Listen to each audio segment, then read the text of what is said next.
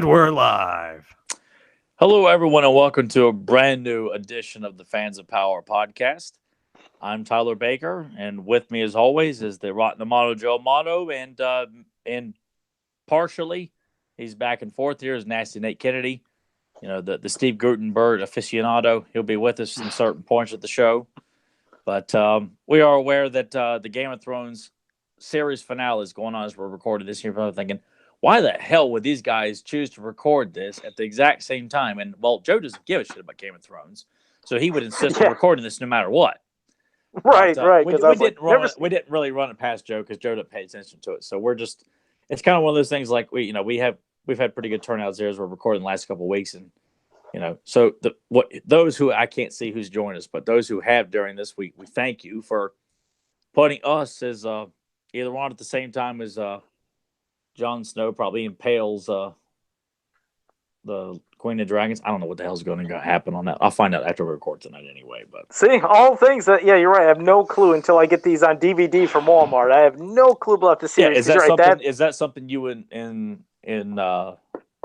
or desire to do? Interest you? Yeah, I mean, definitely. After you explained what it was like, I believe it was last week, I was like, okay. I was like, that's something that does sound good, because I had no clue what this series was about, because I didn't have HBO. And when I heard it, I was like, I thought it was back in the old times of England. And then you mentioned, no, there's fantasy, there's magic, there's dragons, there's, I was like, okay, now that sounds pretty cool. So, yeah, I'll give it a shot. And the only way I could do it is through Walmart. And I think that's what you said. They have good deals at Walmart for box sets. Well, because the series has been out for so long on Blu-ray and DVD. Yeah, I mean, especially with this last season, they're doing like a big promotional push to purchase the older seasons, to coincide with this new one. So if you're going to do it, now'd be the time to do it, or wait till Black Friday, and maybe they'll be even cheaper then. But they're like $20 a season right now. Wait, that's actually a good idea. I'm glad you said that, because now that you said this is the now series, you got an even bigger excuse to not buy them. Hey, talk about procrastinate all the way to Christmas. But I know how they do stuff. I mean, if they're going to sit there and this is their final season and tonight is the last episode, they normally always do that for shows, to where it comes around Black Friday, where they do these super cheap deals on the DVD box sets. But yeah, you were like, there probably ain't going to be a lot of people watching, because there's that. Then the people that still watch WWE, as bad as that is, that's on with Money in the Bank. So, but we'll still see who's here dedicated. So what I'm going to say here is, if you're not watching this live, you're not a true He-Man fan. None of you are. If you're watching this after the fact, I question your fandom. You're no different than the casual fans who buy their shitty T-shirts at Hot Topic and say, "Sup, bro," with He-Man on it. That's who you are. I'm throwing you in those kind of camps right now. I'm doing it right now. Well, speaking of shirts, if you aren't, I expect you to not only view this, but download the podcast on Podbean and on iTunes as well, to show that you are just as devoted, just you relate to the party. If you're willing to do that, you can come back to to our camp. That's hardcore. Yeah, because I'm going to mention something about that here in a bit too. But speaking of shirts, where'd you get the tank top with that Faker design? I like it. Well, I got it from the place. I was hoping to get something from you, Joe. Oh yeah, you'll be getting something from me there. Okay, I'm sure that I will, there, Joe. it's like it's just a whole bunch of empty promises. But so TeePublic, that's where you got it. TeePublic, yes. I just there's a whole slew of shitty designs on there regarding He-Man, but there are some good ones on there, and this was one this is what I want. This hell, back in when He-Man.org was selling those symbol T-shirts, that they actually did this years ago on He-Man.org, along with the battle armor of Skeletor, He-Man, the Horde logo, Cyclone's radar. Why don't you put that on? Make a design for that, Joe, like the radar screen, or they had Mosquito's like chest emblem with the blood coming down. They did all that stuff, and then Mattel's like, "You guys aren't supposed to be having fun with this product. Get them shirts off that website there." So, is that true? Yes, yeah.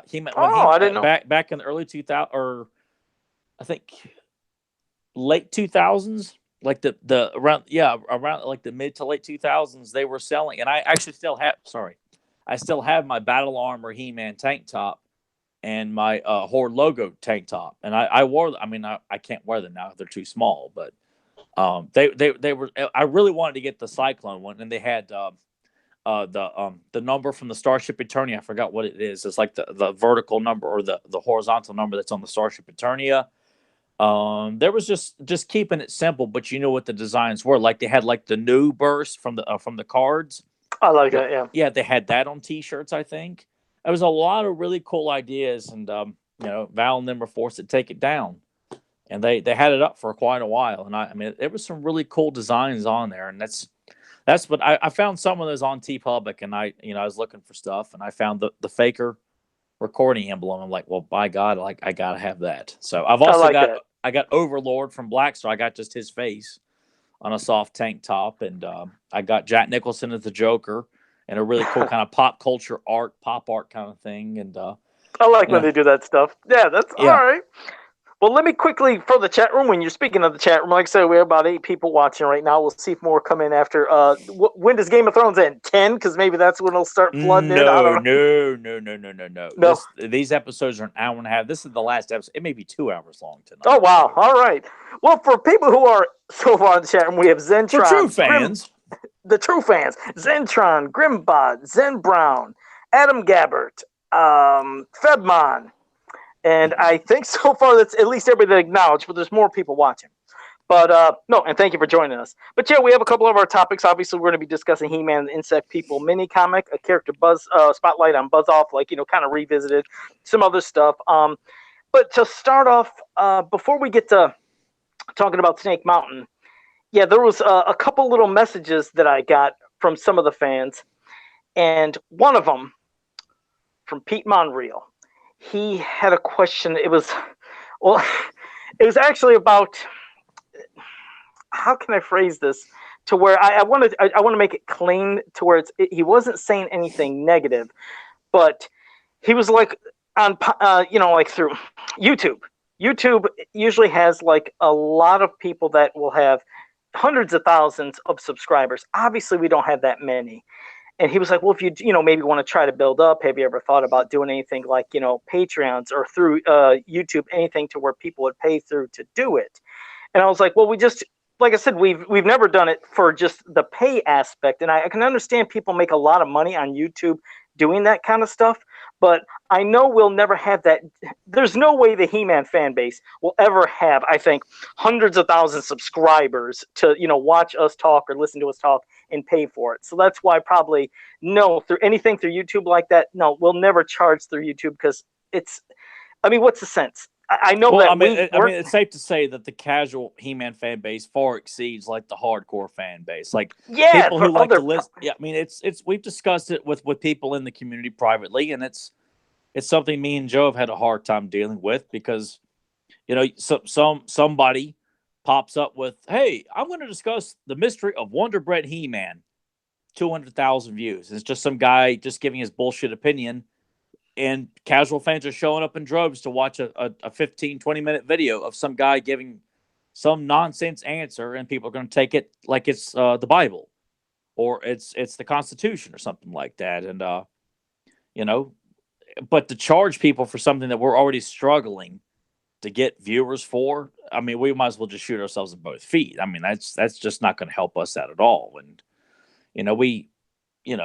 it's something that it's strictly a passion. I mean, I wouldn't feel comfortable charging. I mean, that would mean we'd have to produce like more and more content. Like we'd have to, do separate commentaries and charge for that, or, or do a special interview or something like that. And given that we've gotten all the interviews we've had already for free, and we've struggled to get people to watch those and download them. Yeah, it's like you said, it's tough, and because somebody said just cuss because they can see. I didn't want to use the words that he said because he had a couple words where he got a little passionate, so I tried to clean it up because I know sometimes was it positive about us or negative towards us? No, it was positive, but it was just like things what he would see like on YouTube, and comparing to other, like other topics especially when it's coming to the Marvel stuff, like talking about things with Captain America and things with Patreons and all the new DC things and a lot of the things where it's other pop cultures. It's like, but you can't really compare that with Masters, and yes, if those people can make tons of money like they're doing, that's great. But again, that's not why we ever did it. We're just sitting here doing it. It doesn't mean they're making money either. You could put I don't know. Yeah, but it doesn't mean they're making jack shit.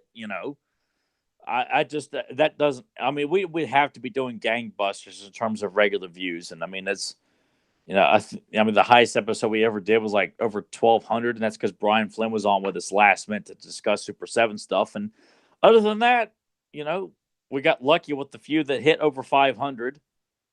Yeah. And after that, you look through our back catalog and it's, 200, 300, maybe 400, 180, 150, So to think people would pay for it when it's already struggling to get free, that would never help us. Because this is, again, it's a labor of love, but it's like he brought up one thing which I was lost. I had no idea what he was talking about, and I never want people to do this, but he was like, well, have people do super chats. I was like, what the hell are you talking about? I did. I actually said, hey, you talking about I've a never super heard chat? of that. I don't know what yeah, that it's like, is. I don't know what I guess it's some monetary thing that they could do, like, as we're talking, a way of them, hey, they could give us money down here as we're talking. It's like, don't give us no money. I was like, I don't know Don't if they that's have what he meant, but porn live chats like that, like coins and stuff? Like that's here, what I'm thinking.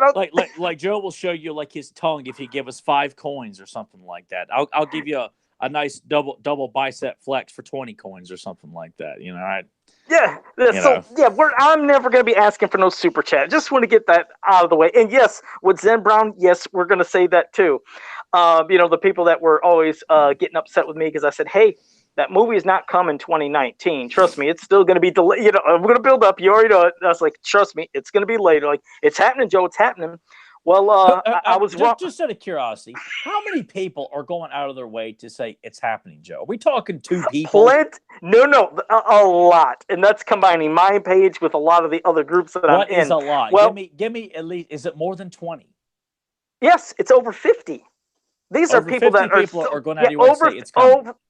Yes, over 50. And I politely am just letting them know, I'm like, trust me, it's probably going to still be a couple years away. These are people who don't listen to this podcast because they have not listened to us talk about the fine details of what's not happening in the last 3 years. And that's why we'll still try to bring it up. Because, again, I never say this in a negative way to them. I was like, it's still probably going to be a couple. They're like, well, if anything, it'll be 2020. It's not 2020 either, because what they just posted was, I believe, March of 2021 is when it's supposedly come out. I was like, wow. Everybody, they were so confident on 19. Then they said it should be 20. Now it's 21. It's like, you see why we don't get excited? We would love to, but I keep saying all a million times, this is why we just don't get excited. But hell, that gives that Noah plenty of time and a good amount of time to put on some weight, because 175-pound He-Man, as much as people want to say, oh, the acting is the most important.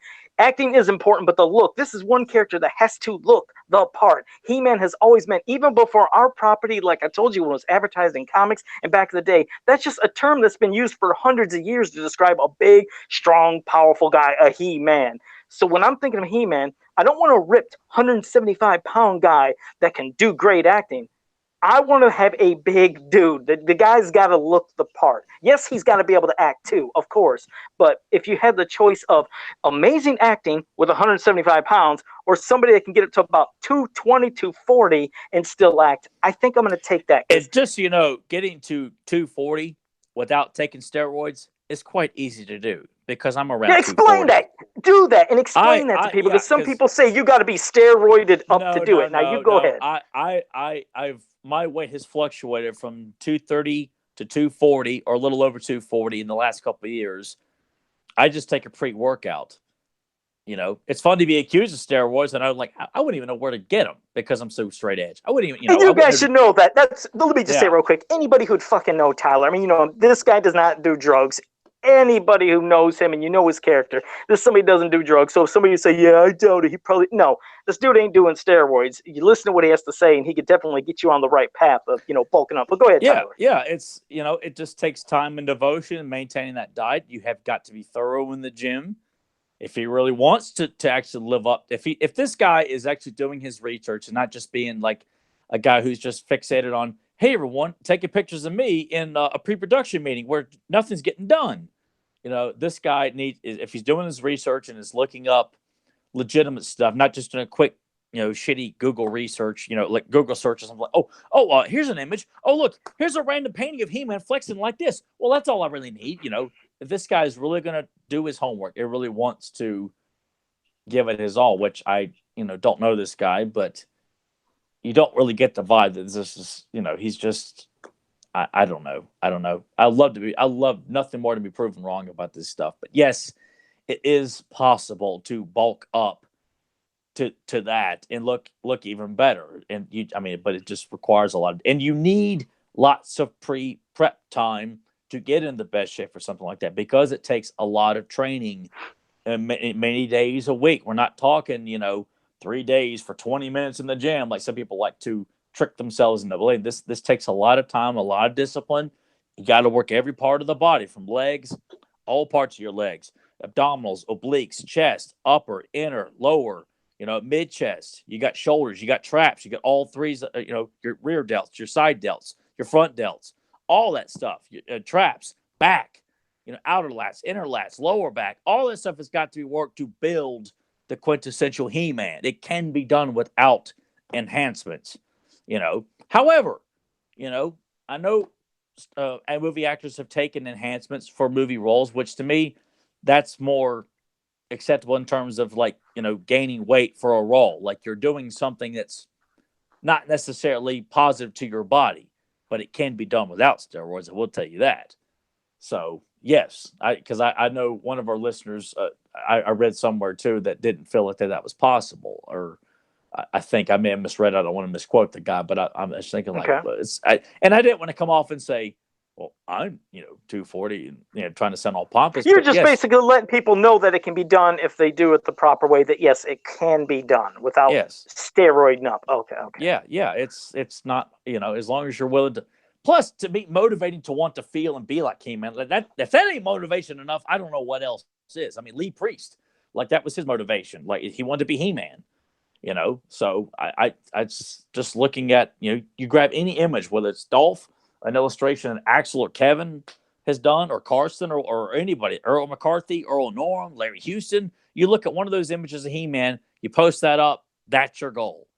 And, as long as you do your research and look, this guy is going to have all the meals cooked for him that are necessary to put on the right amount of weight and keep it nice and lean and bulk up. He's going to have, trainers to help him build up the size, but to also keep him lean as well. This guy is going to it's going to all be given to him if they want to make sure that this guy looks like an Earl Norm poster.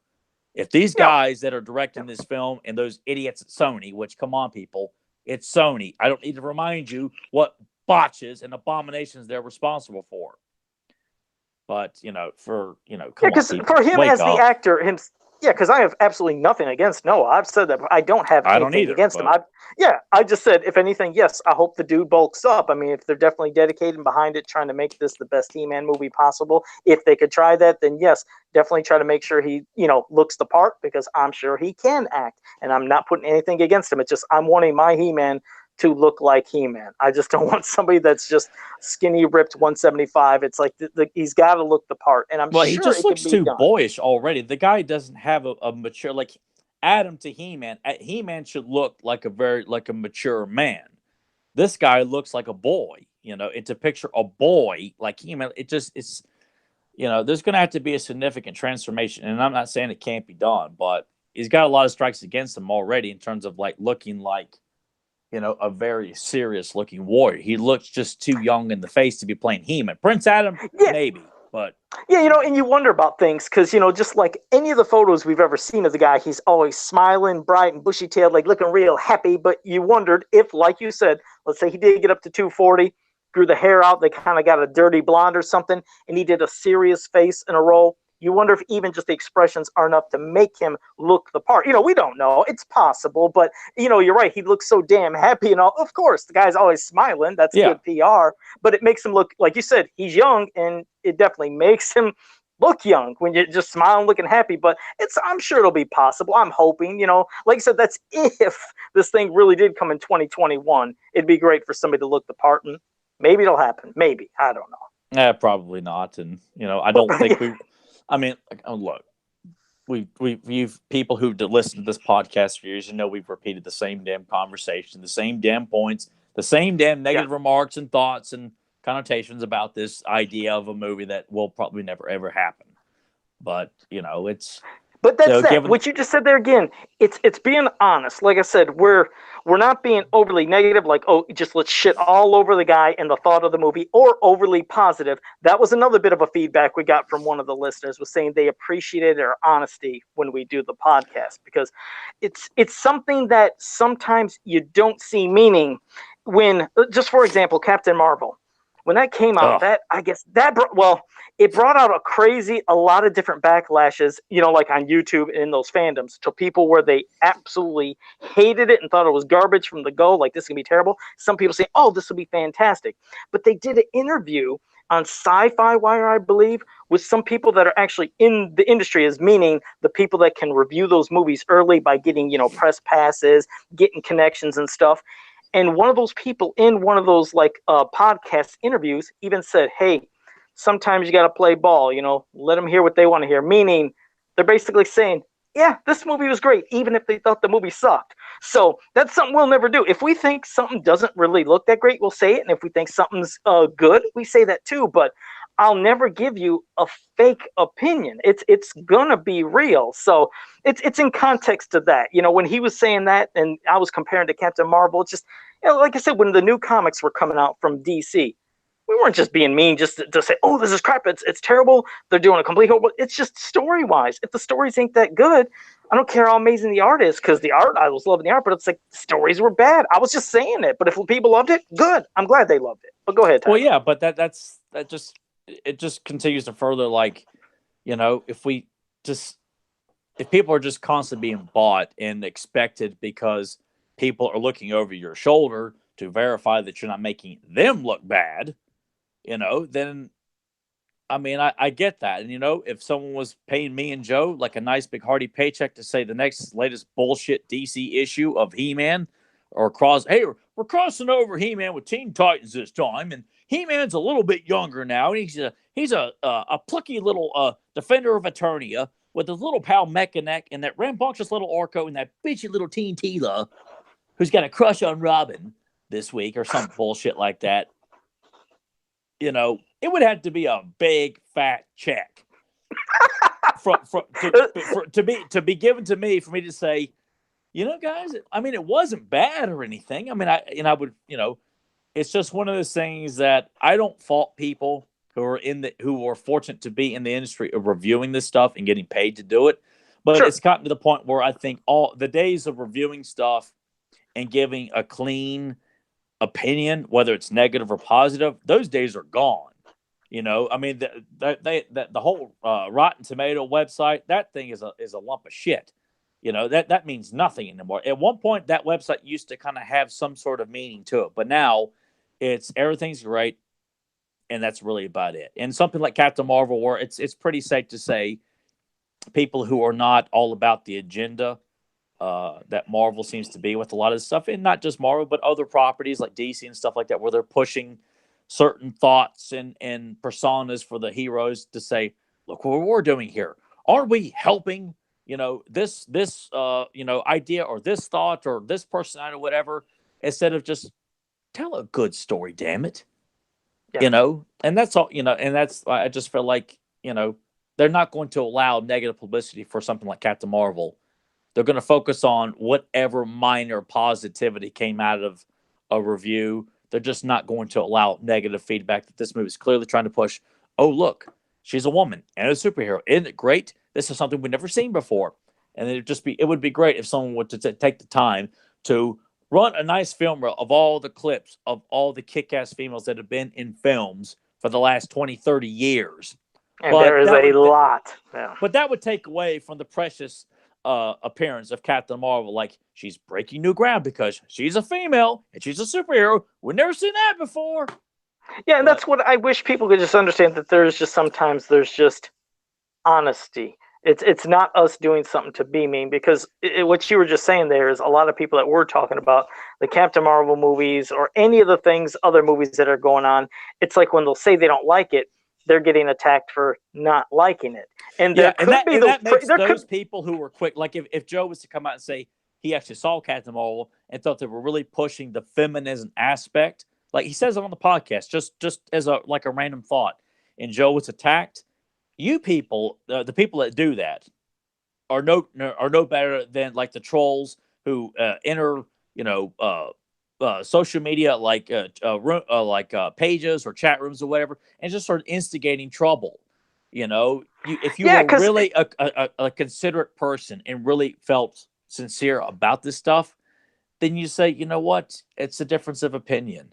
You It know, is, because there are the people that, like you said, will be negative, but then there's the ones that give an honest opinion who will get attacked for that, and they get lumped in the category of being like the others. It's like there are differences. Just kind of accept and listen to what people are saying. Like when season 1 of that new She-Ra was out, and I talked about that. I explained everything, and I said, yeah, I wish that, Spirit would become Swiftwind, and it would have been Spirit, not just a random horse or something. And through all my explanations of all that stuff, then when it came the next day, when people were leaving comments for the show, somebody said, "Wow, and you're just like everybody else," or I don't know if he called me an asshole or what he said, and just being negative, and you didn't watch all the show because you know why Horsey became Swiftwind, or he said something. I was like, did he really call I Swiftwind Horsey or Spirit Horsey. Horsey? Well, that's the thing, because in this new She-Ra, he's not Swift, or he's not Spirit. He was just Horsey, who became Swiftwind and now is permanently Swiftwind. But I said I kind of missed the aspect of Spirit to become Swiftwind. I was explaining this, but when this person attacked me, I could tell they didn't listen to anything I had to say, and also they knew nothing of the original cartoon because they didn't catch what I was saying. It was me giving an honest opinion, but getting attacked, and them attacking me with not even listening to what I said and understanding the context. So it's unfortunate, but that's what happens. You give an honest opinion and you get attacked. It's like, do you hear what I'm saying? And they don't. They're just blindly wanting to, oh my God, you insulted this new thing. You insulted this comic cartoon. I'm going to rip into you. Listen to what people have to say, because sometimes other people actually have a really good opinion and they're trying to make sense and give some context beyond just, like just doing something blatantly nasty. But they don't get it. It's Well, sad. plus too, for people to think that these properties that are being rebooted or coming out for the first time, and they're to kind of pretend like you're not seeing how much the priority is to push the motives of this film, not to tell a great story and a great interpretation of this beloved character. It's about all this stuff we need to make sure that the audience sees. We're being supportive of women, or we're being supportive of the gay community, or or the lesbian community, or the transsexual, or transgender, or any other a minority ethnicity, whatever the case may be. Like I just kind of feel like, I mean, when Blade came out, did it feel like they're pushing, hey, he's the first black superhero to make any money at the box office? Like, no, people just saw that's Blade, the vampire Yeah. hunter, played by the Right. kick-ass Wesley Snipes, which Right. wasn't that long ago. I mean, I guess 20 years ago, but still, it just feels like it's relatively fresh. And if for Black Panther to act like it's something groundbreaking, I just kind of feel like you people clearly love to ignore history Yeah. conveniently and act like you're encouraging, you're part of something that's revolutionary and changing things, and like you know and I'm sure And, part of that's this mentality of the social media Yeah, and thing. I was But going to say to even other extents, not, whether whatever level you want to put them on, but we had Meteor Man, we had Blank Man, there have been other movies. Spawn, Again, that Spawn. It's like there's been other movies. There's been plenty of powerful female characters in movies for years and years. It's like, but again, it's when you're coming out just trying to force something. It's like, yeah, you might get some people pissed when you're obviously saying the message, but don't claim that this is a first or this is something new when it's been done all the time. But it wasn't shoved in your face, and people enjoyed it. But and it's sometimes probably when you what shove, people forgot, or people don't remember that because it wasn't open your mouth, we're gonna much like how Vince McMahon would shove like the latest bullshit superstar down the fans throat. That's what a lot of studios are doing right now. You think of movies like The Fifth Element, or Aliens, or Terminator, or oh hell, I mean there's Kill Bill. I mean we could sit here and just pick apart a lot of movies that star females, and I mean that just have you know a great female protagonist or lead or whatever the case may be. And but I just kind of feel like people just are more about the message as opposed to being entertained. oh, hell yeah, And look, I mean, you got Jackie. to me that doesn't do any favors to people that are you know if you're trying to help a certain community or a certain identity by making sure the whole purpose of this piece of entertainment is more about pushing the message as opposed to telling a great story. This person or character might happen, is whatever the choice may be. Whatever identity you want to make this person, make it and move on. Because you're you're taking. Oh God, I feel like I'm just kind of rambling at this point here. No, you know? it I don't want sometimes this can to come become off like rambling. we're doing some sort of like non-PC agenda bullshit conversation. No, I just we're want not. people to It's shut just up and like enjoy this stuff. that's what I mean. Just enjoy to enjoy. I mean, hell, like you think of all the Resident Evil series, you think of Tomb As Raider trashy series, as as trashy as those films are, yes, there's and another even one. yeah, and whether like you said, people like them or not. But yes, you had the Resident Evil series, you had the Underworld series, you had even the Hunger Games that came out recently, where there was nothing with that type of feel. So Yeah. there's been plenty of stuff. Jackie Brown back in the day. So Mad yeah, we Max, just the recent Mad Max Fury Road, where Charlize Theron had a heavy part as the female action lead in that. yeah. I mean, So it's been there. Like I said, there's great stuff. It's just like I said, just make something fun. That's all we've ever wanted. We go to the theater. We don't want to feel depressed. We don't want to feel like we're being pandered and talked to and talked down to. Just go to see a good ass action, fantasy, whatever it is. That's all we want to see. And come out having a good feeling like, wow, that person kicked some ass. Or that was just a great plot. That was some cool effects. Whatever it may be. That's what we just want to enjoy. So there, we got that out of the way. And before we get to our start getting into topics, there was one more thing about Snake Mountain, which Curtis Ackerman brought up. First, I'll let everybody know that right now, the Snake Mountain, it's at 55% funded, and they got a meter. Isn't that something? They started a meter, but the meter is showing at 55%. That's still up to May 31st for you guys to put your pre-order in. And he brought up something that I guess I never looked at because, like I said, I can't afford this, so I guess I'm not looking at all the details. But the part where the green snake is wrapping around and comes up to the part where there's the door, like the vintage Snake Mountain playset. Well, when the snake comes around, you could see through the part of the door, there's nothing there. So there's like a snake, there's the door that you can see through, and then the head of the snake. And he said, is there a way, he was wondering if people could fill that in? Because I guess in the concept drawing of that Snake Mountain, the exact playset that they, are releasing now, they did draw that in there, but it's not there. And I was wondering, now I know you're not getting it. I'm curious about the fans in the chat room. Is that enough to drive them insane to where they wish there could have been an attachment piece or something? Because I know people can, like you said, when you're looking at something for detail wise and you're putting in a lot of money, you might think, God, I wish I could be there. So I wondered, could Super 7 put an attachment just for the aesthetic of looking at it? But of course, then if you were to play and move it around, yes, it would be off. But I wonder if they could add that. I'm trying to think of things because what's scaring me is 55%. That sounds fantastic. Don't get me wrong, but there's about 12 days left to get that up to 100%. So I'm wondering, is there any last minute extras they could mention, like either? No, I just given like I really feel like the price that they've given us and the pictures we've given, that's what you're going to get. I think by this point. To try, I mean, because they've already got these people who have already committed to this price with these pictures. I kind of feel like for them to make any changes, it's probably not going to fit in their budget. And Brian may have mentioned this on Road Scooble or another podcast, or maybe on one of his videos he's done or something like that. But if there's anything that people feel like it's lacking, I feel like, well, this is what you're going to get. I can't imagine it making last minute changes and expecting people to. Give more to meet something. Well, I mean, I guess it would be nice, the thought of if they could, but if not, here's the other thing is because I'm thinking there's people that are really on that fence thinking they would like a little something extra to maybe, okay, that would be the push that, that little bit that pushes them over the edge to buy it. Because again, have we heard if there's even going to be box art from Rudy Obrero? Did they mention if there is? Because if I haven't heard that, but I figured, because I've seen Axel post a lot of sketch drawings of Snake Mountain. I think that him and Native worked on, so I kind of assumed that they might be doing something, or maybe Rudy. I don't know. Well, if they are, or Rudy, or whoever may be, I'm trying to think of what could be bonuses. Another cool thing that could be possible. You think about the big ass William George wall posters back in the day. Let's say whatever amazing thing they do for the box art. Maybe they could offer that one of those big ass 48 by 32 posters, something as a bonus.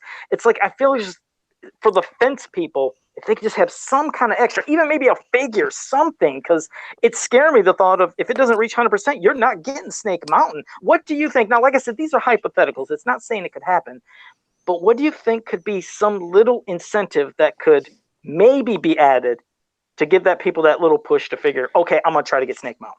I don't know, man. if anything. I mean, I just honestly, I feel like that price point is asking way too much already. Because not to say that it doesn't justify because of the size of it, but that's asking an awful lot for people to commit to something like that. Given that whatever's coming down the pipeline this summer from Super 7 in terms of pre-orders for He-Man, who knows what else is coming? That's something big to commit to for quite a while. That you got to be willing that whatever car payments, insurance, kids, family, medical emergencies, whatever, you are committed to an extra $100 a month for 6 months. And I mean, I just maybe want, if this is completed and they make their quota and there's enough, if there's a lot of concern or interest in like add-ons or bonuses for this, then maybe Brian could offer, Super 7 could offer like, hey, look, if you guys want like an add-on piece or something, we can maybe meet this certain quota and we could do add-ons for people who've already bought Snake Mountain or something like that. But I just given that it's such a feat, and maybe to some people it's not. And I think to some people it clearly is not. Because I think some have even bought multiples of this thing. Eric Amon. I give it to Eric Amon. I think he said he's gotten God 6 for being able to do it. So 6 of them suckers. If you can afford multiples and sell them on the black market, whatever it is you might want to do with them, I said more power to you. But the vast majority, it's a big to do. I mean, it's a big to do to get these pre-orders. For the figures. I mean, that's it's not an easy feat for everybody, and it's understandable people get pissed off about this stuff, that they want it as bad as everyone else, but clearly no. And like you said, I mean, it's true, but we already know, I just can't picture them come up with anything, not a poster, not anything, to encourage sweeten people. The deal, anything to sweeten the deal. Look, we're what, less than 2 weeks away, right? Less than 2 weeks away from the quota having 12 days away. Yep. Unless they were so close and Brian's like, we're like 100 short, 100 more, and we meet that quota. Here, guys, we'll give you a free axle print or something like that. I don't know, but I just kind of feel like it's asking a lot already of fans to commit to something like that, and to ask them, or I just can't imagine. It would have to be something quite substantial. I just kind of feel like a poster or a small pack-in picture or something is not going to be enough to get people to commit to $600 in debt plus. It would have to be a big bonus, not just a poster. A poster's not enough for something like that. I don't think so personally. Maybe a free custom by Joe Amato of your choice. And then Joe gets nothing in return. He's just held at gunpoint and. Yeah, that's pretty much it. I sculpt something, they mass produce it, and they send them out. No, like I said, I'm just having the wheels turn, trying to think if there was anything. I mean, honestly, I just don't see it given how much it costs. Do you have anything that you feel like?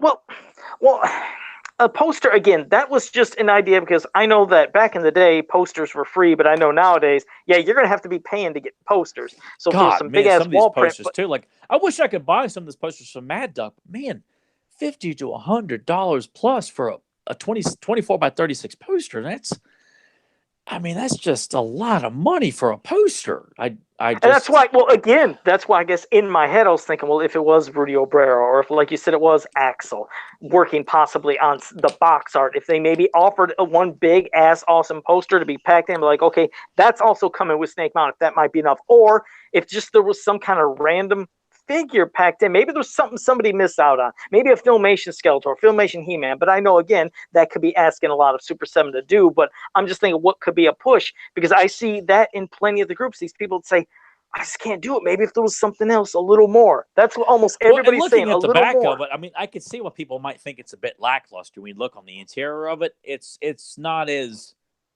epic as you might think. The exterior looks phenomenal. But because they include the blood falls, the bridge, the face, the microphone, the snake, the gate, and everything, it looks wonderful. But it does. You got Skeletor's thrown in the view screen, but it's just kind of, it's not, it's compared to Castle Grayskull, it's kind of empty, But I just kind of feel like for it to be as big as it is, I kind of feel like the interior lacks a little bit of the bang for your buck, Yeah, Snake Mountain. I mean, as much as I loved it, the vintage Snake Mountain, there was never much to it beyond. Yeah, like I said, I loved it. I loved the little gimmick of going through the tunnel, the part where they would fall through the trap door into the net, and Yeah, of course, its gimmick, which that's the thing, this will not have. Its gimmick was that damn microphone and you yep. making a spooky, scary voice. So yeah, when you look at the inside, it's like, God, there's not really much going on in here, but it Which was is fun to fine, play with. but that's why I feel like this ought to have a bit more to it, where it's just a big mountain. And you know what? I can't argue that. And I know Brian would say, well, we're just giving you an updated version of the vintage toy, that's what it is. I just feel like at that price point there should be a little bit more of a oomph to it, and and I really can't argue that. It's humongous. I'm sure it will look great, but I actually was surprised to see it already hit 55%. Now, are these pre-orders only That's open good for to a see. month though? Yeah, it's only open for well, this is my hopes. It's open till May 31st. But my hopes are possibly if, like, let's say they were getting damn close, and let's say on May 31st they stopped at 90%. Let's just say that. It'd be nice if maybe they opened that window up for just maybe one more week. They've done it with other pre-orders. Maybe they could open it up for another week or two just to get the extra 10%. Because if it doesn't happen, you're not getting this. This is just, it's not going to happen. Well, and for the ones that have that money, the ones that have the money, it's great for them, and they just can't get it though if it won't happen. That is unfortunate, but I kind of feel like this is not something that, I said this before a few moments ago. I kind of feel like this is something that this has to meet it. Like, this cannot be like a 98%. We have got to hit the bare minimum. Like, it has got to be right there at it. It cannot be 2%, 3%, 8%, 10%. It has got to be the full 100% for something. I mean, this is a big project that they would have to go into for the whole molding and the sculpting and the packaging and the pieces and all this stuff. And who knows what kind of, if mistakes happen with it, and the shipping and all that stuff. I mean, it's a big to do. So this is something that, it can't be undersold. It's got to, but Castle Grayskull went far past the minimum. Like, I think when that came out, because I pulled the trigger hesitantly and did it, and me too. When I had money back in the day, I did it too. So, yeah. But even then, like, when they charge you around Christmas time, that's what made me so mad about it. It's like, couldn't you have picked a better time to start docking us instead of at Christmas time when you're taking away $100 from me that I could be putting towards Christmas presents and bills? And I'm like, God. But of course, when it came in, I was glad I had it. But and I'm happy for anybody that could get it. I just no, we are, and we'll keep updating you guys. Again, it's 12 more days. We'll see what the progress is. Probably, I don't know if they'll do an update this Monday or if they do it on Fridays, but it'd be nice to see something to where hopefully it's still progressing, and we'll keep people. I'd imagine if there's like a substantial progress in that meter, I'm sure Super 7 will post it to let everyone know, hey, we're getting closer. Because people who've already put in that money, they deserve to know frequent status updates. Sure. No, most definitely. So, but that's that. Now, I'll pass it to you with whatever you want to start with. If you want to start it with our spotlight or the mini comic discussion, but I'll get to you. And of course, when we finish those up, we'll get to the fans in the chat room. But go ahead. Yeah, I figure, I guess, Buzz Off would, and then we can start with him and then lead into a prominent mini comic. But we from time to time we revisit characters that we've already discussed, and we discussed Buzz Off, I think, on our Leech mini comic episode. I think it's when we discussed Buzz Off, which was probably 2 years back, maybe 3 years back. Have we did this podcast? Or is it 2 or 3 years? It's 3. It's at least almost 3. Well, God, with episode 180, 50, when we hit 200, when we hit around 200 episodes, that'll be 4 years. So, yeah. Okay. Because I just know that was when Carson approached me about doing that Leech mini comics. I think we discussed Buzz Off back then, so it's been a while. Yeah. But what was really cool about that character, and just kind of stuff I noticed in the merchandising and the publications and stuff, is that Buzz Off was one of those characters that fortunately was used quite a bit in Filmation, mini comics, the books, and merchandising itself. I just it was because some characters got shortchanged. You didn't see obviously Zodak used hardly at all. Fisto was used some, but like I had Buzz Off pajamas, and I you have that? You still got them? Hang on, I'll get the picture of me wearing them. Hang on here. Oh, that's pretty cool. All right. Yeah, because those vintage ass pajamas, they always have the coolest art. Those are the ones where I have the stuff with the T-Rex, and let's see what you got. I actually had no recollection that I had these as a kid, because the one I do remember was having the Battle Armor Skeletor drawn by Errol McCarthy and the Thunder Punch He-Man thermal pajamas with Thunder Punch and Cyclone on it. But this is proof that I did own the Buzz Off pajamas. As you can see there, little tank top Tyler is laying in bed, in his parents' bed, wearing the Buzz Off pajamas. How cool is that? Yeah.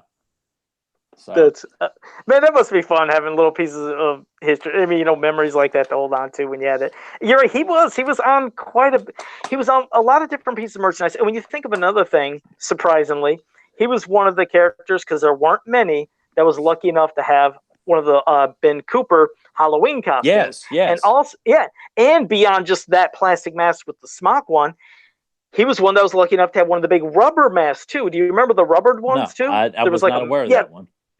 Yeah, there was a Man-at-Arms one and a Buzz-Off one. So he's a character that, while, like you said, was in a lot of mini comics and maybe didn't have a lot of big roles in most of them, he still was somebody you liked looking. He had that design. There's some eye-catching, popping about the crazy eye looks, his helmet, his wings, that striped yellow and brown design. It's something that stood out in your collection. I guess they thought maybe he was just cool to look at, but I'll pass it back to you again. I mean, he really was. I think that's what drew me in as a kid. I didn't own Buzz Off, I think, until sometime in 4th or 5th grade, when I got him as a figure that other kids, it would have been like the early 90s. Kids don't like He-Man anymore, so I was picking up He-Man figures where I could from kids who didn't want them. But he was always and I would see him in pictures, and you'd see him on the card art, the cross-set artwork, which was, those beautiful paintings of the figures themselves. They had such prominent looks and poses and stuff. And Buzz Off himself, I just, he's always been, I dare say, one of the most striking visually characters of the entire line. I mean, I think he, there's just something so, and you think about it, it's a B character, but that design for Buzz Off himself, I never quite, when I finally got him, I never quite understood, because I always saw him as just he's got the full helmet on and that was his head. I didn't take it as a helmet piece, but to see he's got the blue eyes and the helmet fits on, because when I saw him in Disappearing Dragons, the helmet's sitting promptly on his head. He's not having adjusted off his eyes. And right. So I just took it as one piece. And that's how I still like to look at him as, is just one whole look, even though I got the commemorative figure over here on the shelf, or on the wall over here. But it's just something, a bug character makes sense, and I'm kind of surprised we got Mosquito, but we never got a fly character, or another. We got Webstor, but I never really saw Webstor as a spider character, though. I get it now, but as a kid, Webstor, I just thought was a cool name. He looked cool. I saw nothing spider about him. But, what's funny is even the head of Webstor, not to cut you off, but even with those extra eyes, even as a kid, I never really looked at him as eyes. I understood what they were doing, but I basically just looked at his main two eyes and with his grappling hook, and understood, like you said, spider-like, but he still never felt like a spider. Of course, I just took that as a design on his head, that he's just happy, how Beastman has the colors around his eyes. It's just, and then you realize, those are supposed to be more spider eyes. But as a kid, I didn't you're right. I just took it as just different coloring, and there's his main eyes. But Buzz Off, you're right. To me, again, he always looked like he was smiling. He just looked happy how his face was. And I was happy to see him in Filmation. I wish I could have seen more, because when we seen was still cool. We got to see that kind of vision, how he could see through things like waterfalls and through shrubbery or whatever.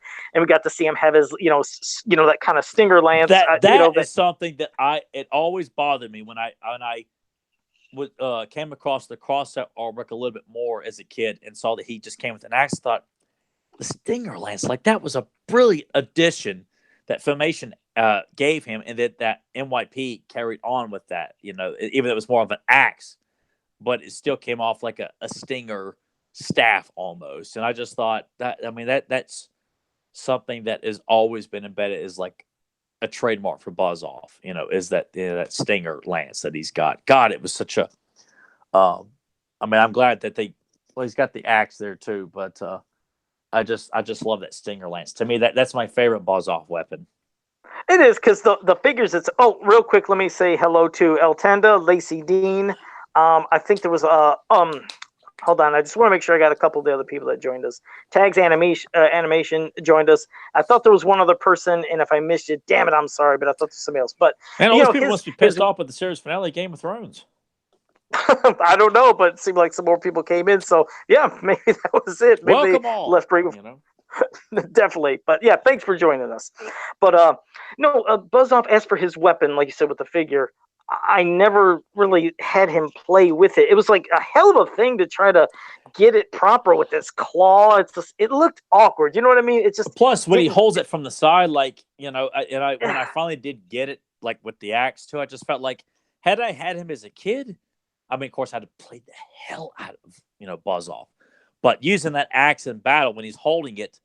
Like to have him fight, Spike, or like he's hitting him with the blunt side of the axe, and you just kind of feel like it kind of takes a little bit of the fun, unless he has like the power punch thing. But it just that's why I never felt like him and Clawful, if they can't hold the weapon, they really don't need the weapon. Why did you bring up Clawful? That's the other one. Their hands are weapons. They're claws. Yeah, a disaster. Yeah, I did not. I never liked that green accessory weapon for Clawful either. It's just when I played with him, it was just that clamp.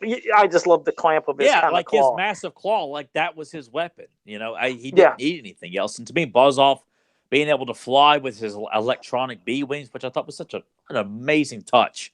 Not that I want to see somebody trying to explain, well, Buzz Off has bionic wings because he had this tragic accident, in the honeycomb hives or something, and he's got bionic. Like, no, don't explain this bullshit. Just it's there, Yeah, because as we said before, like in Filmation, when he pops up in there, you don't see the cybernetics on his wings. They're just wings. They don't come off as cybernetic, and it's just something that the toy had. And honestly, I kind of prefer it that way, They don't need to be cybernetic, Yeah, which I told you the one time, that's why when Webster shot those, arrows parts through his wings, I was like, oh, God, that must have hurt because those are wings. It's not cybernetic. And if you even looked at his back, I always tell everybody, if you look at the Filmation design on his back, you see like fur. So you can tell that's like, it goes into part of his body, like it's like muscles almost, and I'm glad they pretty much carried that over in NYP too, and I loved their portrayal of Buzz Off. I liked his voice a lot. I mean, Filmation was by far my favorite, but I appreciated they kind of made Buzz Off a bit of a hothead, and that or a little bit. You definitely got a lot more of them. We got more. You got more of them. That was something that I did appreciate about NYPSI from the problems I've had with the series over the years. But they did manage to, in one episode, whereas Filmation, you were lucky to get one, let alone two new heroic warriors in one episode. In NYP, you could have Mechaneck, Manny Faces, Ram Man, Buzz Off, and Roboto in the same episode. Like that was just unheard of. So it was super exciting to see as much Buzz Off as, and then he had a prominent role that. We saw him as the leader of his people, the Andrenids, and of course he answers to a queen, which makes all perfect sense. But making him a bit of a stubborn hothead, I thought was not a bad personality trait to give to him, where he's hesitant to align himself with the Avions and the rest of the heroic warriors. I'm not going to call them masters, even this far down the road.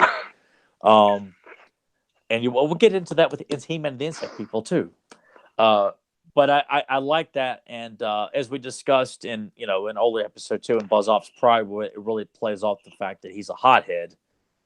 I thought that was a great character trait for him. That his stubbornness and thinking that he's a great warrior, and he is, but not willing to admit that he can't handle everything on his own, that he can't tackle every adversary that's in front of him because he must do it alone. Like I thought that was a great learning experience for him in that episode. And I absolutely hated that episode when it came. And I think a lot of people did too when it first came out. But I have no idea if it's become more appreciated. And maybe we have to do a commentary for that because as an adult, I think it's a great episode. And I really love those three giants because I was bothered that it wasn't something that resembled like a Megator kind of thing. Oh, I know. And that it wasn't a more of a villain or villains that we were more aware of. And I have since learned to appreciate those three giants. And that episode as a whole is a pretty damn good episode. No, and it was like you said, it was good for them to expand upon him in NYP because when it came to Filmation, he had just basically 4 episodes. I think I can't remember the He amount, had but Island not of many. Fear, Disappearing Dragons, The Good Shall Survive, which I actually rewatched today. It's got some That hokey, was pretty campy good. moments, but it's still a good episode. Though I like the Tycons. You do a custom of Tycor. That'd be pretty badass.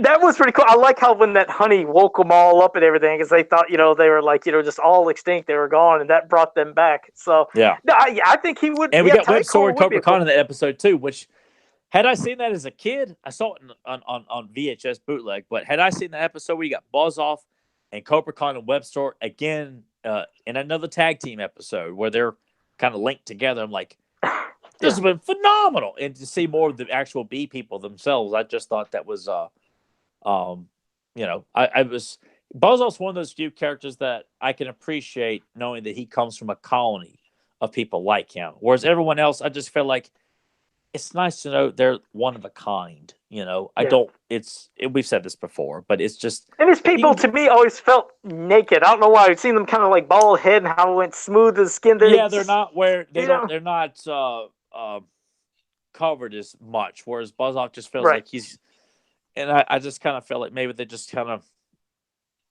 didn't look at Buzz Off as much. Like, don't copy Buzz Off, but you could take that and just I don't know. I feel like it could have been which it wasn't in my thing. Because for somebody that no problem. No, but for somebody that only appeared in 4 episodes and had multiple mini comics and other things with merchandise, I still wish there could have been more where he just not saying he didn't really do a lot, but I mean within a lot of the mini comics, which he appeared in a good amount of them, sometimes he was just there in the background or to say one word or a sentence, and it always pissed me off because I wanted more of Buzz Off in action. There was even, I know you don't read many of the Ladybird books, but there was even one of the Ladybird books where it was I think it was He-Man and the Asteroid of Doom. His whole purpose in that, I think, was just to go see what Skeletor was doing at Snake Mountain in one panel, maybe. I think that was it. I was like, that's it? I don't know. I guess, and I know we had him some Golden Book, but I don't know. I wanted more, I guess, honestly, and the character definitely warrants, a book of like a story of just him and He-Man teaming up, or even more of him, He-Man and Mechanic, because since seeing Disappearing Dragon as a kid, I have forever linked those two because of the banter and the camaraderie those two had. It carried over to Search for a Son because I think that Buzz Off is in the episode, I believe, for a bit where Count Marzo kidnaps, Mechanic's son, and as He-Man. I think you named people. Go ahead. I'm sorry. But anyway, I just always thought that was such a great team up, and Buzz Off is a character that I really feel like, I've said it before, I get tired of seeing Man at Arms and Teela in every story with He-Man. Like, they're always the ones that team up with He-Man. Like, there should have been more of He-Man and Buzz Off team up, or He-Man, Buzz Off, and Mechanic teaming up. And Buzz Off is such I think a universally recognized character with a lot of He-Man fans, not just hardcore fans, but I think with even some casual fans too.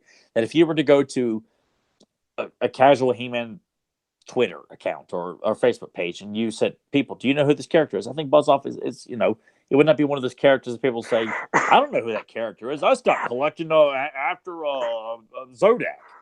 This ain't being a boner killer for some things, but I'll let you know that I did see in a couple of the groups when people didn't quite know who Buzz Off was, they called him the Bug Guy. I'm like, oh my God. Yeah, every time I see it, I'm sure people in the chat room could attest to that.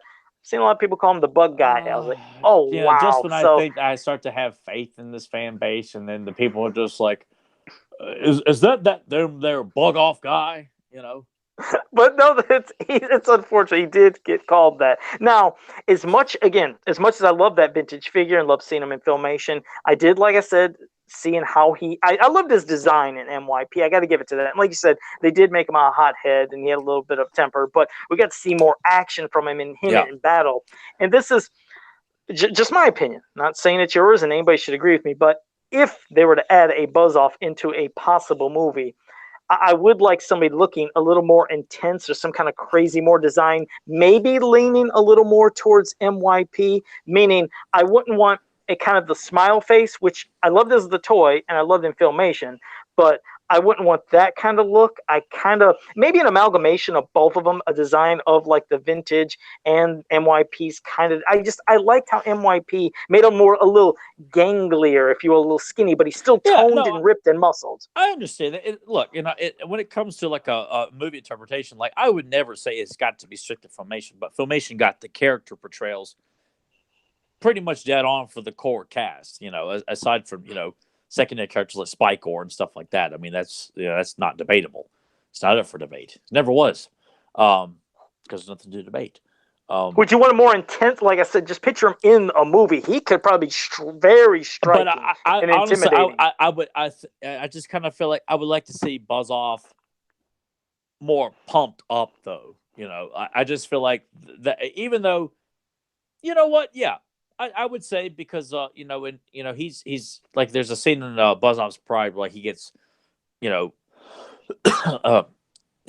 bombarded with like a bunch of trees falling on him after fighting with the giants, and he picks up a tree and lifts it over his head like a rather large tree. That's how it should be. That's how it should be. And yeah, he looks like that. very, very imposing like that. So yeah, I'd say don't make him like all like small and gangly, but he needs to be prominent but insect-like in his appearance, but also looks like this guy could whip your ass just by looking at him. He's a character that probably would have to be a CG character. I'm sure he would probably. Clearly, have to but be. you could for standing around, because I imagine there would be times where he would be standing talking to He-Man and Man at Arms. He'd be standing on the ground. You get someone in a green, so like an Andy Serkis or something like that. I'm sure Andy Serkis could do like a Buzz voice, and I'm not saying everything you have to say would have a zzz, because I'm sure people would laugh at it and not in the good way. You don't want the Bill Cosby? I'm telling you, when I was listening to watching, he was waiting. No, but when I'm listening and talking, I'm thinking that asshole Joe is sitting there saying he sounds like, yeah, I'm the Buzz, saying, I was. You know what? I was wondering if he was if you were thinking the whole time, is he going to bring up that damn Bill Cosby thing? Because I usually do every time. But I expected it because Joe thinks he's Mr. Funny Man, and I'm surprised Joe doesn't put up like a Buzz Off with a pudding pop, or a Buzz Cosby or something like that. Buzz Off with a Bill Cosby sweater on his T-Pub because he thinks he's Mr. Funny Man. You just did it. Bill Cosby wore the striped sweaters. It could work perfect. Buzz Off with his stripes there. I can give him a pudding pop to see if he got the buzz. I'm going to do it. Now you asked for it. Yeah, and the caption says, see, you got the buzz. See? Ha, ha, ha, ha. I like it. There you go. Oh, and also, JSP and Papa Hud 69, thank you for joining us in the chat. You do realize with this kind of humorous stuff, you're part of the problem of what the shit I see on all these websites with all the phony baloney. I'm so funny, quirky, and witty bullshit. So damn you, Joe. That's why we get the He-Man, you sup, bro, do you lift? And you get those kind of shirts is because of the nonsense. Yeah, or Skeletor Sam, yeah, or Got Meow, or Skeletor holding a baby panther, like all this stupid shit. God. What happened to the balls and the machismo of He-Man and the Masters of the Universe? I don't know. Maybe it'll come back someday. But that's our kind of revisit of Buzz Off. But now we're going to get to a mini comic, and again, this Buzz Cosby. I'm going to kill you. That's thanks a lot. And the pudding pop's going to have stripes on it too, right? Instead of the swirl, it have like bee stripes on there, like honey swirl. I'll think of something creative that'll drive you nuts and hopefully would make you go insane. But no, but that was our thing with Buzz Off. Now, before we get to the chat room with any other questions, we're going to now discuss He-Man and the Insect People mini comic, which to me, I remembered as a kid. This was one because you see Buzz Off on the cover. I thought he was going to be, and it's good. It's a great mini comic. Don't get me wrong. But I was under the assumption that it was going to be all about him and his people because, it said the insect people. And I remember reading it. I was slightly let down. We didn't get enough, for me, enough Buzz Off or more. And plus, I really thought I was going to focus on his people, but you get like the Kex people, which is still a cool story. But you can start off with it. We could just pick apart, things there without giving the whole story away. It had been so long since I had read this story because when I went back to just refresh myself, even though I pretty much remembered it, but I'm like, God, this was such a short story. Like it was, and it's a fun story. It's a simple story too, but I think it would have been a great opportunity to have explored. And for me, this was something that I remember it would be many years before I actually owned this mini comic, and it was something that I heavily sought after because of Mechanic and Buzz Off on the cover, not being able to read because this is way before I ever had the internet. So I remember there was I forgot what figure it was, but there was I think a Prince Adam figure that my dad had bought me. And he bought me two of them, but I really wanted the one that had He-Man and the Insect People packed in because to me that was the closest I was going to get to actually being able to see that cover. And of course, he eventually did get it for me. So I ended up with two Ben on Car Prince Adams. But I was so intrigued by that cover because it was so cool to see Buzz Off and Mechanic on the cover with him. I'm like, this is going to be an amazing mini comic. Where I don't know, Insect People, is this about Buzz Off? And then when I finally saw it many years later that it wasn't, I still thought was just fine. And that Beastman is the villain in it, which was cool that he's working on his own. The main role. Main role. I like that. Yeah. That's something that I felt like this would have been a great Filmation episode. Yeah, and it's something that's kind of overlooked at time about Beastman in general, especially with mini comics. Is you don't think that he did have his starring role in a way here. This was his plot. It was something he wanted to do of getting those eggs. And just like I said, to see him starring in it, along with a new group of type of insect people, these Kex people, it like I said, it still made it good. Plus the beautiful art of Alcala. But yeah, I was like I said, I thought there was going to be more buzz. So as a kid, I was really let down. But the more I read it, the more I enjoyed it.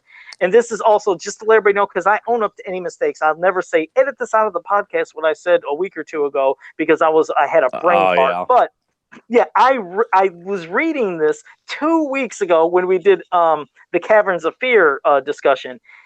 That was the image that was in my head. I was like, where the fuck? When they keep saying, I was like, I know it was in Caverns of Fear. I know it was. But then this was the image where He-Man's holding up Beastman above his head that Dushin used as inspiration for the return of Faker. So it's clearly featured. I didn't know if Joe had you seen the image in the Return of Faker? Well, I couldn't remember if that was one of the promotionals that they used for the Return of Faker, but I know I've seen it. It's in the clips that are available. So if you do watch it, like this clip, it's used as Faker holding Beastman in the exact same pose. That could have been it, because I know that everybody talked me into watching maybe the original or just one clip. I was like, I'm just going to watch one thing. You haven't watched any of it. No, I thought there was the one, just one, and maybe that was the first one. There's two clips. Then I only seen this one where I thought Faker was holding Beastman above his head. That's the one I think I said. Or maybe it was an image, but I know I seen that image. It may have just been an image, but the second clip is him meeting the evil warriors, and they attack him. And of course, it eventually leads to that image of him hoisting Beastman over his head, which is, quite an iconic image that Dushin decided to use on that one too. And it was a perfect one. And I was talking quickly. I might have said He-Man earlier, and I didn't mean to say that Grim when I was saying Faker. Yeah, I mean He-Man. I did mean to say Faker holding Beastman above his head. See, that's what happens when my head it's running 100 miles an hour anyways when I'm talking. But yeah, that was the image that was in my head from 2 weeks ago that I screwed up. But in this comic, like I said, you're going to see that it's a plot. There's earthquakes that are going on. That's what starts it all off. I remember, I always remember seeing, for me, King Randor just looked so kind of elderly and kind of helpless and just, I don't know, something about that thing. I wasn't much into his, but I see what's going on. There's an earthquake going on. They got to see what's happening. Adam turns into He-Man, tries to get everybody in the clear. They're trying to figure out what the hell is going on, and you find out it all has to do. Well, of course, when they talk with the sorceress, and she leads the way, and she lets them know where to go.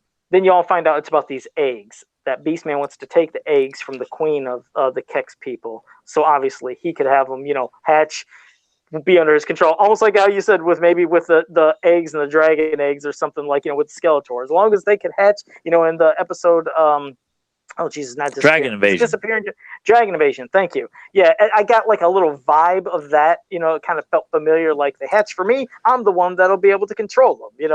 Yeah, seemed like I guess. Yeah, and that's kind of what it is, and it's a short story. Like it's 4. Of course, how many pages?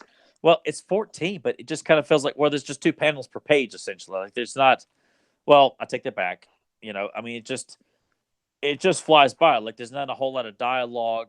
not as many panels broken up. Like on page 8, you've got 5 panels. Essentially one action going on. It's a lot of I mean, it looks great. I'm just saying it goes by really fast because it's not broken up much, which is fine. I will say my favorite image of this is the quartet of He-Man, Teela, Mechan, and Buzz-Off going down into the core of Eternia through this cave. Oh, that was a cool piece. And that's an image I've always wanted to see drawn of He-Man and the Heroic Wars, like He-Man leading the way with assortment of Heroic Wars going through this cave, and they all looking around like you don't know what they're up to, what they're going after, but just something about them exploring a mysterious cave. That's something I just always envision with He-Man and the Master of the Universe. It's just one of those things that it tells a story. You don't know what it is, but there's a story right there. You could just draw this image alone. And that's something I would love to see somebody else do, like a beautiful illustration then coming through this cave and creatures crawling around and giant spider webs. And that's what I always get from like a lot of the artists that worked onto the mini comics back then. But some of them, you wish that the text maybe would be away or something would be just one clean picture. Because I'm saying each one is just a beautiful piece of art that you would love to frame. They're telling a story. If you could tell a story within just the art itself without words half the time, you're doing something right. As Larry Houston has always said, tell the story with and his pieces. Those are other ones that I would just like to have framed, especially like a Dragon Blaster Skeletor, like on the other side of the cover, that one piece where you flip open the cover and he's there as Dragon Blaster Skeletor. Oh, and he's holding out the sword? Yes, that's the one that I told you. I had 2 of those. One that I have, obviously together, but I remember as a kid, I ripped that and it was like a little mini poster for me. I wish somebody could get that and blow it up and sell that. I'd buy that sucker. Well, probably someone could alter a little bit of that and throw it on a particular website. Maybe change the dragon to purple or something like that to avoid any copyright bullshit. Could you imagine they pull it, they sue me? I'm like, but I didn't do nothing. Let me tell you, there is a lot of stuff, and I've seen text of characters used on these shirts. And I'm thinking, this shirt's been on here for many, many months. I've come across this particular design many, many times. No one has pulled it. Apparently, it's not pissing off anybody here. Plus, I'm curious about? This is, not to interrupt you, but, I think it's something, but I did. I think sometimes it's the popularity of a fan that can catch the eye of, because let's say He-Man was super hot. They might be scrolling through these things, they have something taken off. And here's my example. I did draw a completely unique Skeletor as the Punisher skull, but it was Skeletor's design. I elongated it and I called it Punisher, not Punisher. Man, but Joe. No, you gotta let me finish. No, you gotta let me finish. I did Punisher, put it up, looked cool as hell. It was taken off a week later because I think that at the time was when Disney was starting to crack down on anybody using any Marvel design thing. And I was like, but that's not Marvel's Punisher. I was like, I drew this myself. And they're like, nope, it's too close. It says Punisher. I was like, no, it doesn't say Punisher. It says Punisher. It didn't matter. I sold a couple, but like I said, by that next week, it was taken down because it caught their eye. And well, given all the Marvel stuff I've seen on TeePublic right now, I think a lot of it comes down to how they label the stuff. If you Isn't that weird?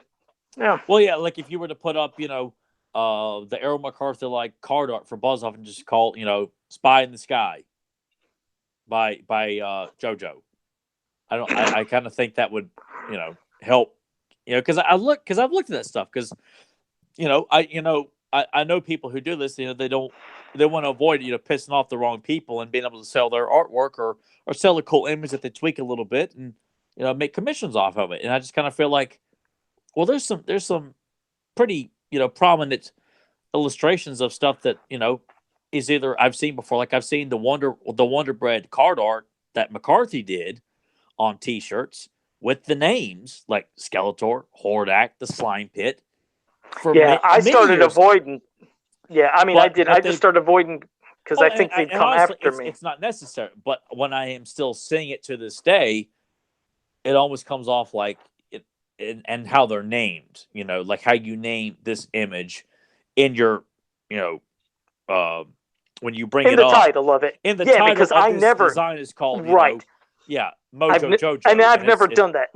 Yeah. I know what you mean. I've never done that. When I've done any title, I've never named it like He-Man or Masters of the Universe because, and the same thing, even when I do the shirt itself, I will never put that on there because that could be trouble. So, like when I did Lizard Man, I drew Lizard Man in the look of He-Man's I Have the Power.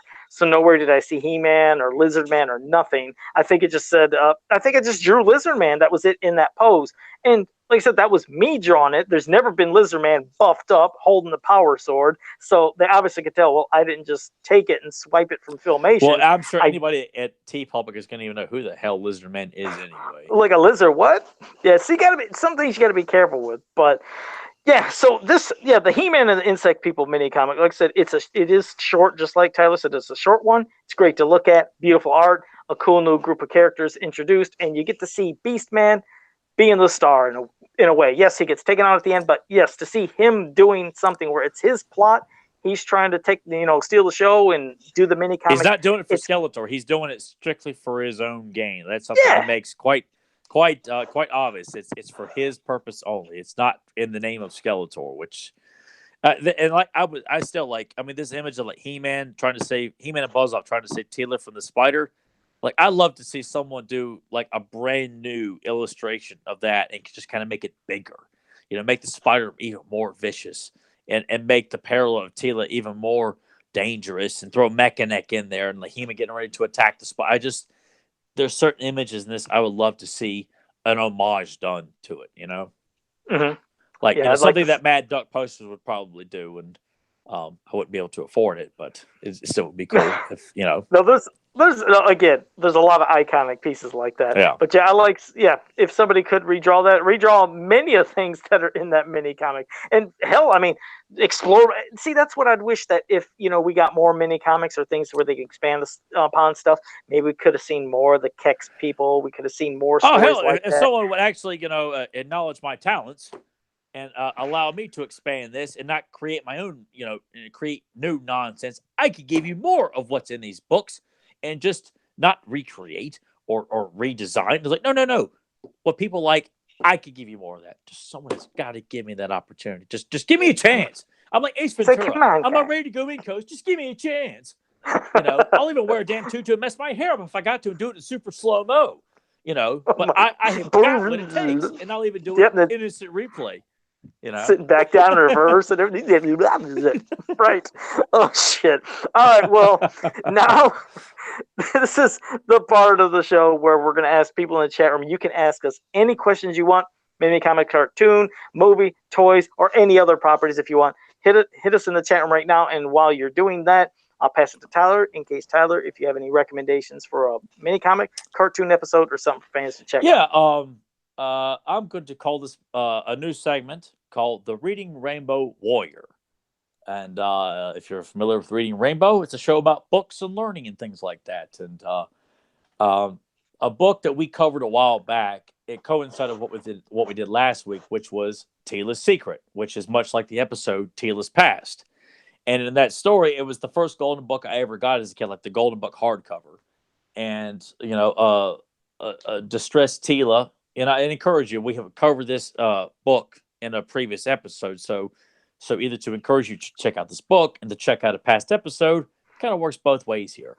But Teela is sad about not knowing who her mother is, and Skeletor observes this weakness, and it pisses off Evil-Lyn that he's showing interest in, kind of coaxing Teela to put her under a spell. And Evil-Lyn was even jealous back then and decides to seek revenge by going to Hordak and insists on, teaming up with him to get back at Skeletor, which causes the Horde to come to Eternia. Teela is now working for Skeletor. And, it's a big battle ensues, too. It's a wonderful story. Stridor's in it. Members of the Horde. It's got one of the coolest appearances of Grizzlor I've ever seen in any interpretation. In that version of Hordak, too, there's a beautiful splash page in this book of Hordak with his arms crossed, looking super serious. Evil-Lyn looked with her hands on her waist, looking evil and seductive, and Grizzlor looks like he's just ready to rip off tear out the first neck that he's instructed to. And he's got a cool Hordak's got a cool vehicle called the Light Cruiser in it. But if you really like the episode Teela's Past, and are just like, I mean, it's just a good Tila story too, and it's a great Horde story. It's just I think one of the most underrated stories. But so I suggest you check out, the episode. I forgot what episode it is, but we cover that, and you can check it out on He-Man.org under their publications section. And so that's my recommendation this week is Tila's Secret from Golden Books. But you don't have to take my word for it. There you go. Reading Rainbow. All right. Thank you for that new segment. March 5th, 2021. Oh, yeah. All right. All right. Hey, there's Nathan. We got a troll who's coming in here to start shit. Yeah, he's going to start it right when I'm going to start asking questions. So Zentron had a question. Zentron says, what do you think? What do you think was the dumbest vehicle in the Filmation He-Man series? Now, for me, it's just okay. Again, not picking on it. I love the toy because it was an awesome toy, but seeing Dragon Walker in that damn cartoon, I knew it. Oh, it was. I could not stand the Dragon. No, I'm sorry. I was like, oh God, I love the toy. I loved making it go across. Like I would create these little like chasms and shit for it to go across, and it was awesome to look at. But in the cartoon, not so much. So I'm going with Dragon Walker in the cartoon. What about you, T-Rex? I say it's because Filmation didn't use it, the way it should have been. It's an all-terrain vehicle to get over, rocky terrains or chasms and giant gaps and things like that. And they just have it as we're just going to go across a fertile plain. It just was not used the way it should have been, like in the episode Frady Cat. It clearly is depicted as a very piss poor vehicle in that sense, but that's. But it didn't help when James. Remember when James did that damn video where it was taking forever? I lost my shit when he had to do that with the Dragon Walker. Yes. I was like, yeah, you'll have to talk to James about that sometime. Yeah. But I really don't have one because I was just happy to see any of them. I would say probably I just got tired of seeing the Wind Raider all the time. It was always the one that was used. I love the attack track, but it'd have been nice if we got to see Stridor more or I mean, we did, I can't even say that against the Winter because it's such a classic vehicle, but it was just used so much, but it wasn't a bad vehicle at all. I mean, really, there isn't one. There isn't a bad. Just maybe not your favorite because you've seen the overuse of the Wind Raider. It was like, but it wasn't bad. None of them were bad. I mean, everything that we ever got in the toilet or in the cartoon, MYP, that's another story. I can give you a bad vehicle in that one, like the Spitbull. But in Filmation, really, I don't have one. I don't have one Filmation. Okay. All right. Okay. But thank you for that, Zentron. Zentron has a movie quote that I don't know. It says, it's a catch as catch can. I'm making a salad. These guys are planning to cook grease burgers for themselves. Wait, what? These guys are. This is gonna be something I probably should know. I don't know. It's probably Police Academy 3. Hey man. Okay. Was Gutenberg in Police Academy 3? He was in most. Of them. Sweet Jesus. You know what? I'm gonna go with Cocoon on this one. All right. Well, we're gonna hold on to Cocoon. Thank you. Grim I was just like, all right, whatever. Next. Grimbot says, "How was this?" Oh, he's putting me on the spot. How was the second season of She-Ra, Joe? Yeah, Joe. How was it? Oh, you watched it already? Yeah. Oh, how the hell is it you didn't bring that up? Because that could go on a while. That's why I'll try to do a quick. We'll have people come out and say you hate gay people if you come out and say anything negative about it, right? Well, here's the thing. I'll make a short version, but maybe next week I'll expand upon it. But here's the thing. What's sad is, okay, this is obviously, it seemed like it really still should have been a continuation of season 1. It doesn't feel like a season 2. But anyways, it was only 7 episodes. And when the only... No, check this out. This is what is always bizarre. The only thing anybody has mentioned about season 2 in all these groups is, wasn't it so cool to see them in their Filmation outfits in that one episode? Let's roll with it. It's the one when they're like playing a version of Dungeons and Dragons. Hot damn! Now let me say something. That says a lot about the show because that whole little clip where, by the way, that was not an homage to the original Filmation because you hear how they're mocking it and doing how I told you Marcus Scribner in those interviews when they were promoting season 1. That's the asshole that plays Bo, right? He's the one that does Bo, and he's the one that in all those interviews said Bo was mechanical and was like, She-Ra, let's go save the village. That whole line. I was like, oh, that's great. And he said, Well, that's what I mean. And he said, I watched a couple clips. That was his whole, line of studying. And the whole cast is laughing as he's mocking the original show. Well, yeah. Well, sure enough, in this episode, it's his whole fantasy is these looks and designs, and he is talking over the top superhero. I'm like, oh, so that's how apparently Bo talks. Because not only did he mock him in those interviews, but now into the show they do it, and they're doing all these puns about meow and fine, or they're doing there are too many puns they're doing because they're trying to mock that. Hey, Filmation had puns, as if all shows never had puns in cartoons, but they went over the top with that. But that's the only thing people said was, I like the looks. But isn't it funny, though? Everybody says the original Filmation cartoon was shit. The animation was horrible. The cartoon was just, terrible. The designs, everything. But you guys are loving this. And this is what I mean. This is what I'm getting at, Tyler. That was the only thing people mentioned. In this episode, they were trying to figure out a battle plan of getting into, to infiltrate the Horde. They finally get there. Everybody is doing what they have to do, showing their powers, doing stuff. You finally see She-Ra.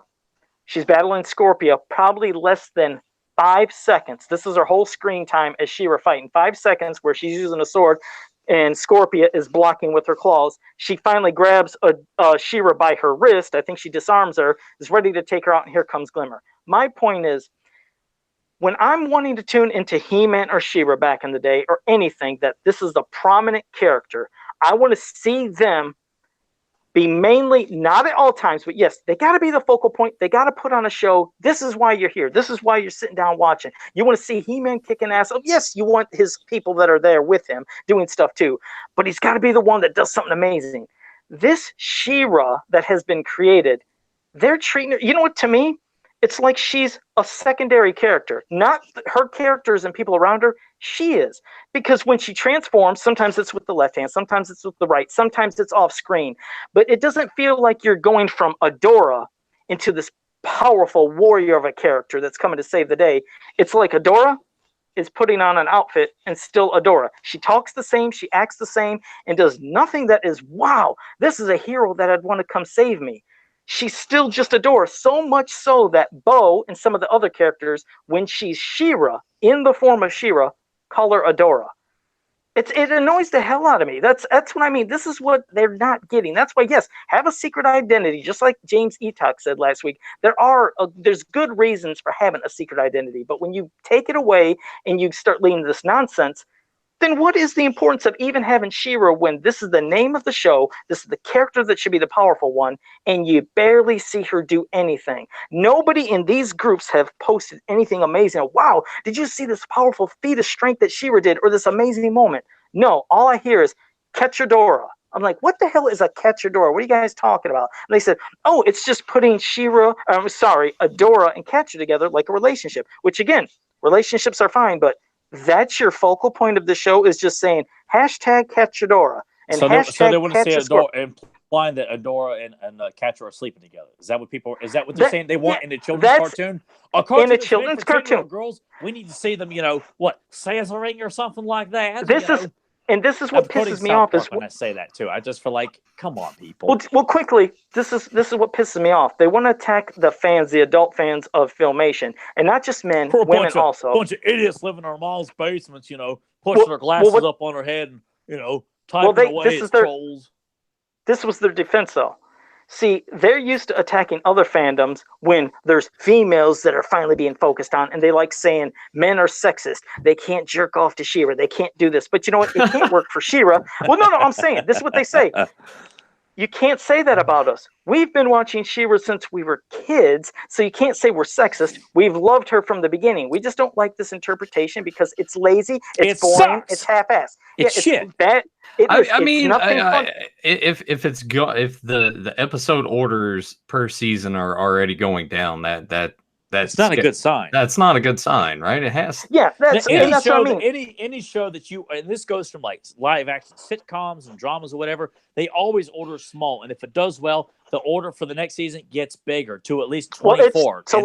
It's going to be less. I think even the next season will be less. But no, here's the one where Gina Davis comes in to play Huntara, groundbreaking.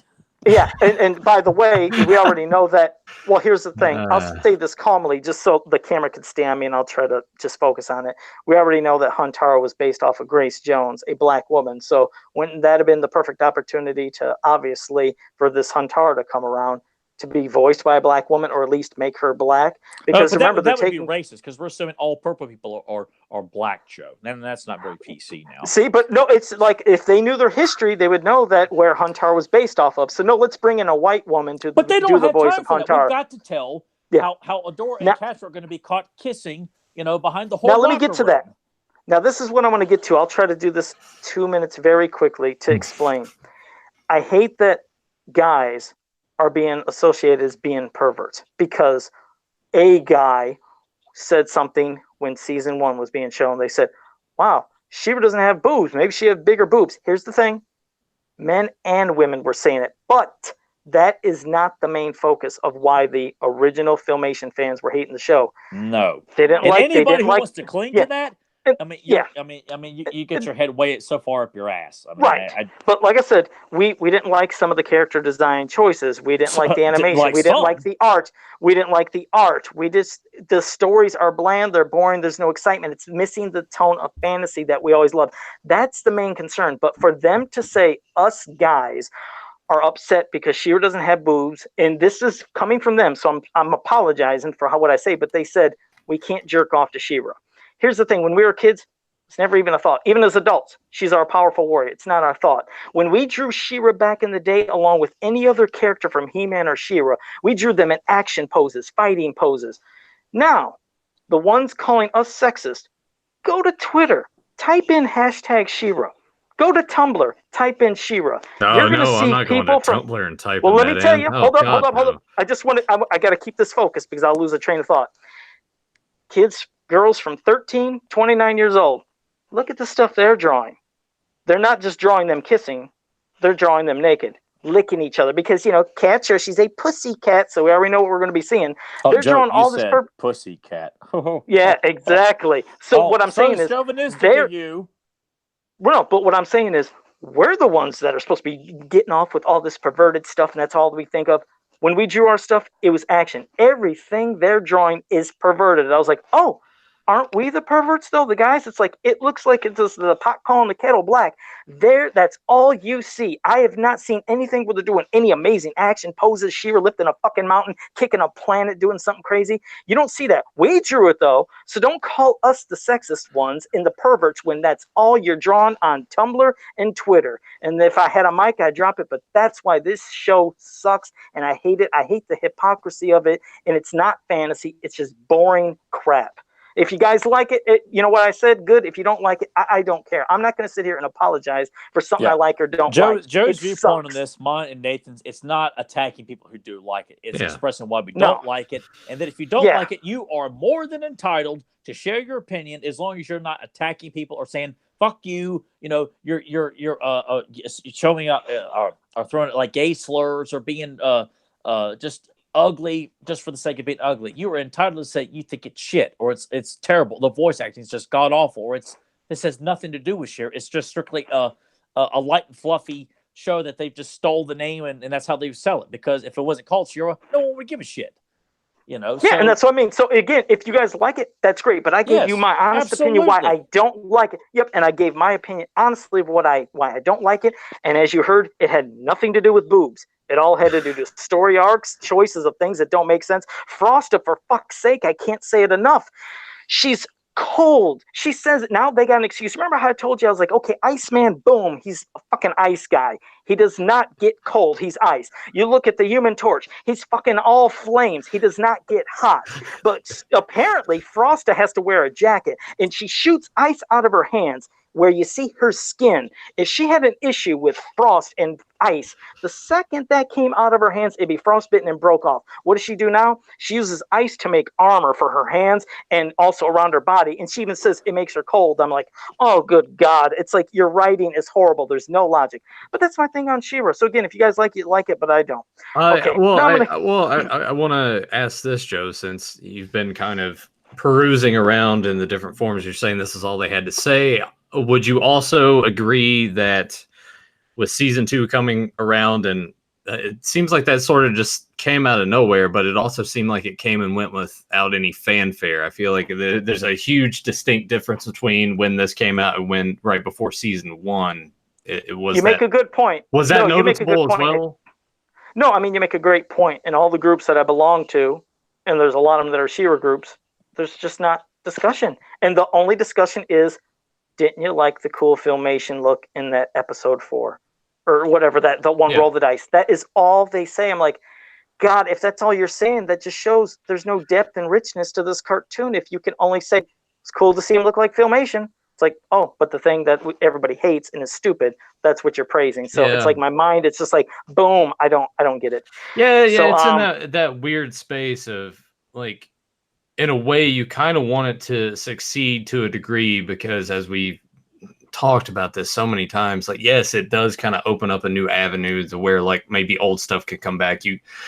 Everyone else can get more of something else that's not like this. They get just more old stuff, newly released stuff, but it's still like older things. And I agree with that to an extent, but at the same time too, just this should have just been called something else. Like, yeah, I don't know. That would mean something if we knew Mattel would not be so gun shy, or the powers that be who own the rights to this. Like with Turtles, they canceled the 2012 series, which was quite great. Has its problems, yes, and then they gave us this horse shit that is constantly being berated by fans left and right. The toys aren't selling. Okay, I'm quite sure Playmates and Nickelodeon will try again once they decide to pull the plug on this one. But with like She-Ra and He-Man, it's like one and done. I miss my fantasy. I just can't say enough. I just wish it would have been fantasy based, left out the Earth vernacular and all that crap, and better character designs and things that are thought out that actually make sense. If they really wanted, if whatever her name was and her crew really wanted to tell a compelling She-Ra story, Noelle Stevenson, come on, man, get it right. Oh yeah, well yeah, because she clearly deserves to get a lot of credit on the show, and I'm kind of happy that I can't even remember her damn name, but anyway. It's just looking at the bare bone basic spine of the She-Ra story.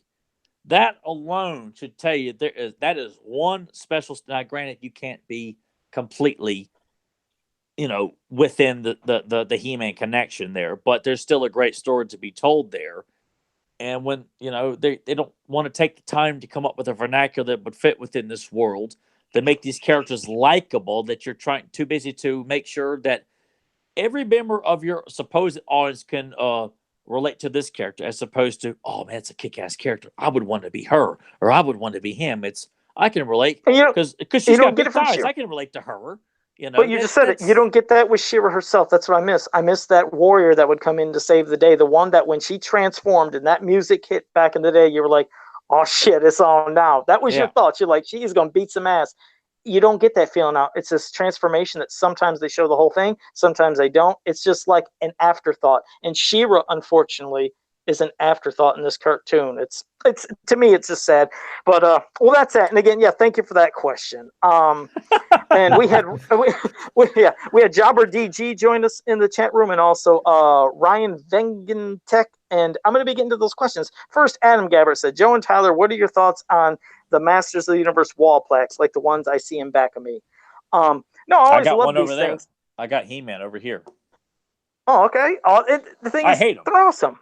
No, I hate them. They suck. They're terrible. No, I wish they would have made more, because we only got He-Man, Man-at-Arms, Orko, and Skill. Those, dude. We should have got a Buzz-Off and a web store and a Cobra Con Jitsu. I wish we should have got a Jitsu. Yeah. No, really, I wish they would have made more, because I made a custom faker for somebody. I did glowing eyes. Get on that. Do some wall plaques. Bring a subscription for wall plaques. I'll bring for $150. Yeah, give me some more damn wall plaques. No more Prince Adam bullshit. Give me some more wall plaques. You just said it. We're gonna get a Prince Adam wall plaque. So there you go. So shit. All right. Well, Ryan Vegan-Tech. Oh, I know I'm screwing your name. I'm sorry. That says, Joe, are you aware of the Fright Zone? The two Bobs in Office Space. Not going to be here anymore. Are you aware if the Fright Zone was ever designed or discussed for classics? I honestly don't think I heard anybody talking about it, because there was always decisions people thought, well, what do? You do the vintage toy? Do you take the cartoon one? Do you do amalgamation of them? Because as much as that vintage playset sometimes wants to be hated on people, which I love, it's not the biggest. Amazing playset. It is. It's not the biggest one, but God, for that small little piece you get so much, like action features. From the trap that catches you in the rock, you got the trap door, you got the tree that grabs you, and of course that cool ass puppet. It's like, and the jail cell and the stairs to go up. I mean, it's like playsets. Sometimes playsets like that tend to be like some of the best, I think. And I think it would be great to see a new design for that. And if anything, if they wanted to implement the front of how the Fright Zone looks in the cartoon, I'm sure an amalgamation could be done, but I just don't know if it'll ever happen. First, we got to see what happens with Snake Mountain, and you never know in the future. But I don't think I've heard anything about designs. But thank you for that. Do you want to say something, Tyler, about that real quick? I really wish Super 7 would give us like diorama backgrounds, like give us a nice cardboard printout of the Fright Zone from Filmation or something like that to put behind your Horde figures or a part of the Whispering Woods. You're gonna have Whispering Woods like that. Yeah. I would buy like a set of outside of Snake Mountain, interior of Filmation Snake Mountain, or you could have MYP Snake Mountain or something like that. Because I mean, look, these play sets, it's not going to be easy for Super 7 to create all these play sets, even small little diorama sets. So I feel like a nice, vibrant cardboard printout that's quite large and big, for a substantial price that looks like that would look great behind your set of figures. I mean, that's what I would really want. And it would definitely be a hell of a lot less expensive, for someone like me. I just want all the figures. And if I could throw a nice background, which, I bought one from toystages.com of Castle Grayskull, like a mock-up of Castle Grayskull, as like the interior of Castle Grayskull. It looks great behind the figures here. They've got one for Snake Mountain too. But that's what I would want. I okay. just, not to, I also want to say, I see you got. But... No, I do. No, it's cool. And I did notice that you have a Hero in back of you. I didn't know you got Hero. Oh, yes. Yes. Yeah, let's see him. That was did you get yours, Joe? No, I did not. But let's see that bad boy. Oh, here he is in all his glory, man. When I finally held him in my hand, it was this wave of, oh my God, like it's finally happened. I own this prototype picture that I'd only seen on He-Man.org or the Adam Tyner website back in the day. So, that's awesome. I love the shine when you were moving it, the shine from the vac metal. It's like the first piece of sword gleaming in the sun there. It's beautiful. And I got Eldor here too. Oh, you got Eldor. Yeah, okay, let's see him. I didn't know you got him. Are you kidding? Like, I'm not going to get them both. What the hell's the matter with you? Yeah. Here he is, man. That's awesome. Do his wrists swivel? No, they're pretty much, well, I'll be damned. They do. Nope, yeah. I was just saying, the minute I got them, it was like, they got to go on the shelf now. So yes, they actually did that way. He can now hold the book more prominently because I thought, he can't hold this book. And I guess I should have watched someone's review of these figures because I probably would have, I wouldn't have even noticed that. Well, you just learned something right now. It just happened. Bam. It's just right on the That's right when the Reading Rainbow sound effect would work pretty good. Bum. But what about his mini comics, though? They include these little booklets that look like mini comics that kind of give you a little history of the character with Mattel. Like it includes like artwork from the Power and Honor Foundation of like Hero and Eldor, the concept drawings, what the characters were going to be, how they were going to be used. They're actually fun little, and they have like cool little covers too, but they're turned over, kind of like the New Adventures of He-Man comics, where they blend in with the card back and everything. Mm-hmm. But and I want to keep the card back for those. That's probably the only ones I probably will keep. But the Book of Spells doesn't come with holograms though. But it's let me open it. What's in the Book of Spells? It's like little insert pictures. I don't want to break this. Oh no! If you think you might break it, don't. It's just trying to remember how to open it here because it's not as shit. Oh, broke it. Oh, here we are. This is like here we are. Okay. Yeah, it's just these little insert drawings of you've got like a small one of the T-Rex here. They've got one of Hero, and there's one of He-Man, Earl McCarthy's drawing of He-Man riding Bionatops. Okay. And then one of Eldor. I'll just kind of show them up for people who don't have them or bought them or don't have them in hand yet. So not the holograms that we were going to get, I think, with the actual figure back in the day, but the book itself, it's pretty big. That if you Well, even that doesn't really hold in his hands very well. So I don't know how the hell he's going to hold this thing. So I just kind of have to prop it up next to him as if he's holding it underneath him because it's a big damn book. But believe me, it's well worth the wait for these guys. I thought we'd never get these things. So good. No, definitely. Yeah. Thanks for sharing those. That's pretty cool. I meant to even bring that up, but I'd completely forgotten. So. Okay. All right. Well, thanks for sharing that. That was just a question for me, believe it or not. But okay. Thanks, Joe. Hey, you're welcome. Fedmon. Well, remember we said anything, so I'm gonna maybe pass it even to Nathan. Fedmon said, "Hey, what do you think of the return of the '80s jazzercise craze? Apparently, ladies are working out to those old VHS exercise tapes now. Hey, whatever the hell, getting down with some jazzercise is pretty cool. What about you, Nathan? Did you order a tape? I'm all for it. Bring back the Thigh Master. Let's do this. Yeah, we'll get what's her name, Jane Fonda, to come back and start doing those old workout tapes. Billy Gifford. And Suzanne Summers. Yeah, bring back the Thigh Master. Yeah, well, that's what I just said. Oh, yeah. He's getting like me. I'm the one that's supposed to be senile. Like, Joe, I just said that. Like, oops, sorry, Tyler. All right, thanks for that, Fedmon. It's my face red. Yeah, well, like this. Zentron said that quote was from Friday the 13th Part 4. It's what Brenda said. Oh, Christ. I'm going to have to go back and watch it. I don't remember that quote, Zentron. Joe's but you not got your me. fan. I'm not a real Friday the 13th fan. It's all fake. And Ryan Vengentek said I've been showing a lot of side face. Yeah, sorry. It's just the design of the mask screwed me up. Let's see. Jabber DG said, seeing all the hate for this She-Ra cartoon, it's no wonder the new Thundercats is a no-show. Yeah, that new Thundercats, man, that just disappeared. That's not happening. That is never happening. I've never in my life seen that kind of backlash for anything. If you think that people went nuts for She-Ra, that Thundercats, I think they said it even got more dislikes apparently than that new Ghostbusters trailer or something.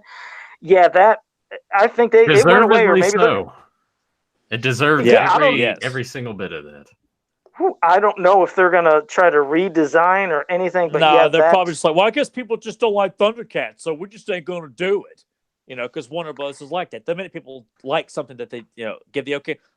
We can't classics. We can't do that. That's not dumbed down enough. It's not funny enough.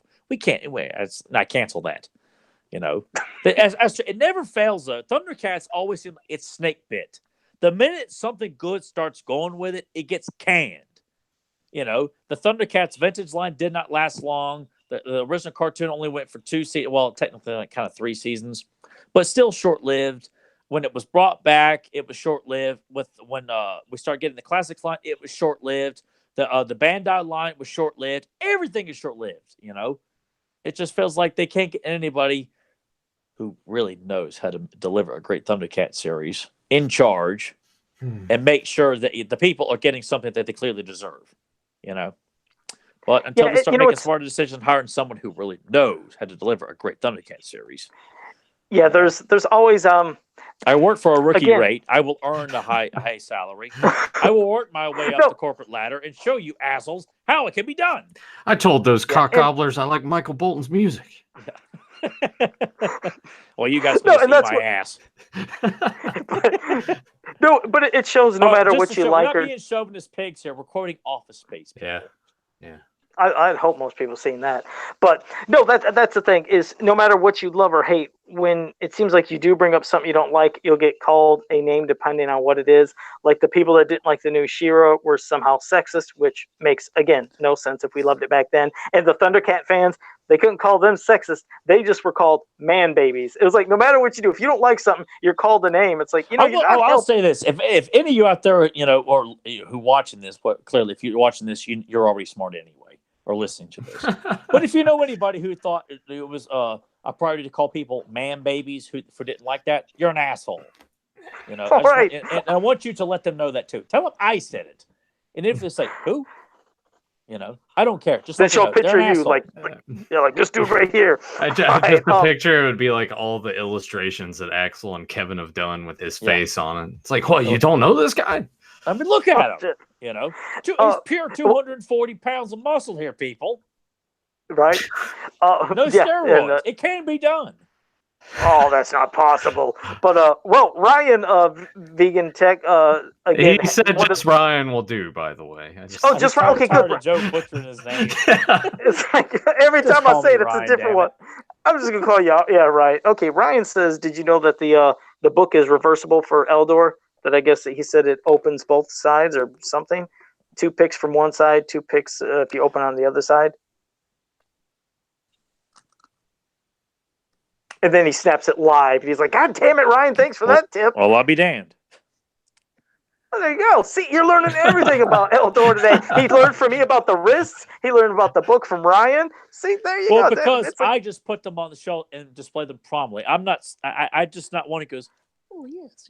Oh, look at that. I just it's still don't do cool all to that. see. Yes, it is cool. But just you make me look like an asshole on the podcast here. Both of you, Ryan Vegan Clark, or whatever your name is. You know.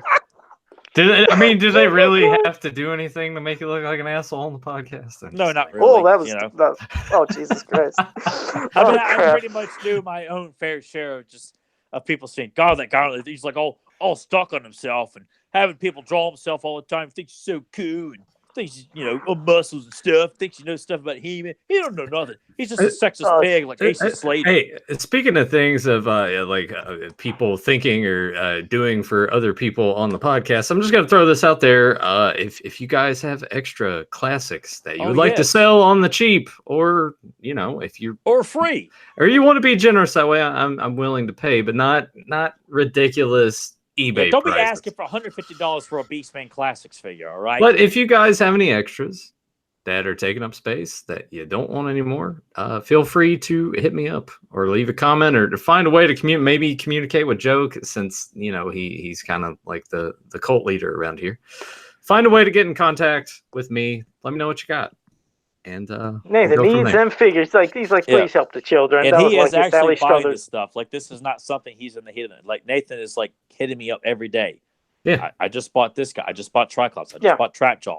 I'm looking to get a Jitsu and a Stinkor. Like, he is building up a classic collection. So he is legitimately interested in getting ones, at reasonable prices. Not like I'm not gonna get everybody, but just I'm well, formulating a list. But you look at that stuff on eBay, and I'm like $150. No, sorry, just you're better can't. off getting a vintage Beastman men on card for that price. Yeah. Well, JSP is wishing you the best of luck on that, Nathan. So because he's like, I'm not giving you shit. Yeah, I appreciate that. Oh, geez. But no, I wanted to thank all you guys. I mean, again, I hope you're here next week, but I really want to thank you guys for helping put us over 200 last week. And it's a slow build, but it's good to see. And I know that those numbers compared to, as I said earlier before, with all these other podcasts are not a lot, but it means a lot to know that you guys are liking, listening to us, and hopefully enjoying what we have to say. It does mean a lot. Yeah, when we go past 200, like in the vast scope of things, when some idiot's just sitting there saying, this is Eldor. He was a prototype. He never came out. Subscribe and check out my podcast on Fridays too, when I talk about who's going to be in the NFL draft in 2025. Something like that. Boom. End of the video. The guy's got 100 million subscribers and views and whatever. But 200 to us, because we realize that this property is dwindling in popularity more and more every year, it feels like. There's a lot of casual fans. The hardcore fan base who is actually interested to hear what we have to say about this stuff is small potatoes. We understand that. So everybody that takes time to download it on iTunes or Podbean or watch us on YouTube and makes a comment on YouTube or whatever, sends Nathan like, hey, you can tell that asshole who thinks he's so big to stop talking about himself too much. We appreciate you take the time to listen to what we have to say about, the vintage property, the NYP cartoon, the live action movie, and guests and stuff like that. I'm trying to get Axel on the podcast next weekend. He has agreed to come on. Oh, he's got the stuff to do it, but I've just got to push him to make sure he told me I think it would be this Sundays when he said he could do it. So I'm going to talk with him. Okay. It may not happen. I don't know. It's not guaranteed, but he said he would do it. So I'm hoping Axel will finally, after all this time, will finally sit down and join us. If he does, we'll talk either have an Evil Horde discussion or a Snakeman discussion, kind of discuss like the factions themselves. But if not, we'll come up with something, and we'll force Nathan to be a part of it the whole time, where he's like like Garth in Wayne's World. And Joe's like, "Do you ever see Scanners, Tyler?" And just wait for Nathan's head to Right. blow up on the podcast. You're right, David. But no, it does. It means a lot, and that's why I'm never going to tell you guys do some super chat, whatever the hell I was being asked about. Like I said, I'm never going to say I don't want you super chatting or moneying us in this damn live on this show. You're just going to listen to it. I mean, again, we're not that big. So we are a charity. You know, that's what we are here. We're just donating time and substance for free. And, you know, people will probably fling shit at us and tell us to get out of our way because we're not talking about figure reviews or something like that. Or Speaking of charity and donations, if you guys want to swing any of those classic figures this way. Preferably, I want to make sure that Nathan gets a Jitsu, a Web Store, and a Cobra Con, and a Clawful. There you go. Make sure he gets those. Well, yeah. He'll take the classics figures. You guys can send me any cheap, old, dated food, anything you want. You can send that to me. Even if it's half eaten, and I'll just send this to Joe. He'll eat it. Look how much meat this guy left in his burger. It always makes me think of that episode of Married with Children when Kelly was working at the diner. Remember, she was bringing all the food home and that curly fries. It looks like a mouse's tail. And go ahead, Nathan. Sorry. I was gonna say Joe loves hot sauces and hot foods, so I would recommend if you guys want to send him anything food related, send him some hot sauces. I would do that. And Jason Cowie just joined us in the chat room and said, first time checking it out, really enjoying it. And we appreciate that, Jason. And you can, like I said, try to join us next week. We'd love to have you here. And if you didn't, and for everybody else, if you haven't liked, subscribe, shared, ring the bell, make sure you do it down there and you always get notified, Jason. So anytime we go live, spread the word. We did what? JSP says, believe it or not, I actually have Kool-Aid packs from 1989. Send those to Joe. I'll stir it. I'm just curious if it's like the Great Blue Dini, Sharkleberry Fin, or Purple Stars. Boy, those are so good. God, I'd love to try that again one time. Hell yeah, send it to me. I'll pop that in some stuff live. I mean, I sat there and Joe starts yakking. No, Joe, you gotta put it on the table in front of you and snort it like cocaine.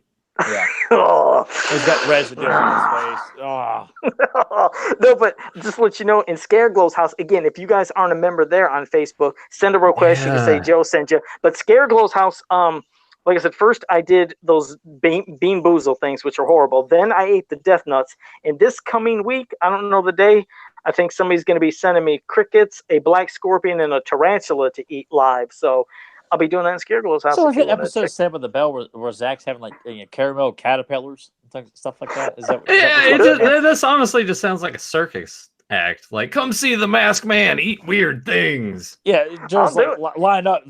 Nathan's out front with like a big ringmaster's hat. For 10 cents, you can see him watch him eat horse shit. You know, just. I'll do it. Hell, I mean, remember I ate that over 30-year-old Batman gum that one time. So yeah, I'll drink some Kool-Aid. Well, why don't you do this to encourage views for the podcast? Yeah, you know what? That's honestly, Joe. What you need to do is film it in video form and send it to me in Messenger or something, or upload it to the Google Drive. I can show you how to do that since you have your account. Upload the video up there. I'll take the link, download the video, and then upload all this stuff to the channel. It's like Joe eats old shit. Number 3. Well, hey, Grim was asked. He says, you're gonna eat what now? No, I'm gonna have first crickets. They'll be fine because they're seasoned. I mean, they're alive, but they're seasoned. But no. And then there's gonna be a black scorpion, and then a tarantula. We're talking. What's his name from WCW? Wait, what? The Masked Wrestler. Oh, Black Scorpion. That Black shitty Scorpion. Angle. Okay. Yeah. I figured Nathan would jump right to that immediately and go, shot. Well, no, I'm already thinking about, like, are these, like, chocolate covered or anything? Or no. Just like... what they do is they, how do they do that where they, I'm not saying freeze dried. What is that term to where... Deterred? Oh, God, I hate that. I hope somebody pops up to help me out in the chat room, but there's a phrase of it. But either way, they come like in a little package. You open them up. They're they're dead. They're salty, or they're like. I would hope that they would be dead. God, yeah, Joe. it'd be like a potato. It'd be like a potato chip. But yeah, I'll be doing that. So if you guys want to check it out, but no, like I said, all the new people that popped up today. Joe would have like a great one of those Food Network shows where he's just wandering back alleys and stuff. This is a rare find here, people. Check back next week. You won't believe what I found in this dumpster. You know, you want to hear something weird? I honestly don't think it's disgusting, and it's not when I tell you. Wait, hang on. I want to take a second to prepare for this because every time we start talking about random things, Joe's like, "Well, I got a story for you." I've had deep fried cow udders before, and actually they're considered a delicacy here in parts unknown. Well, this isn't in your head. You think it might be disgusting, but it's not. But I was over at my sister's, and my other sister was there as well, and I was giving her rabbits some of the rabbit treats, and they said, "Why don't you try one?" I was like, "They smell kind of good," and I popped it in and ate. I was like, "That tasted fine." I was like, "These are all natural ingredients," and I gave one to my sister. She bit it for 3 seconds, spit it out, almost puked, but it was good. I had a rabbit treat. It wasn't bad. It was good. It's just natural, ingredients. It's not like it's made. I mean, dogs. So do you eat bird seed too, like covered in peanut butter? It sounds. Send it to me. I'll eat it. So I'll eat it. So oh god, yeah. I don't know what happened here at the end, but newer people. Turn this into something like if you watch the podcast, Joe will eat weird shit. It's like it's like one of those Jerry's Kids things. We need your donations instead of we need views, and we'll just keep upping the ante. If we reach this many views, then Joe will shove a corn cob up his ass or something like that. And then and I could always do it at the end of the show. But you're right. Maybe you guys could send me stuff, and at the end of the show, I'll eat whatever crazy thing you send me.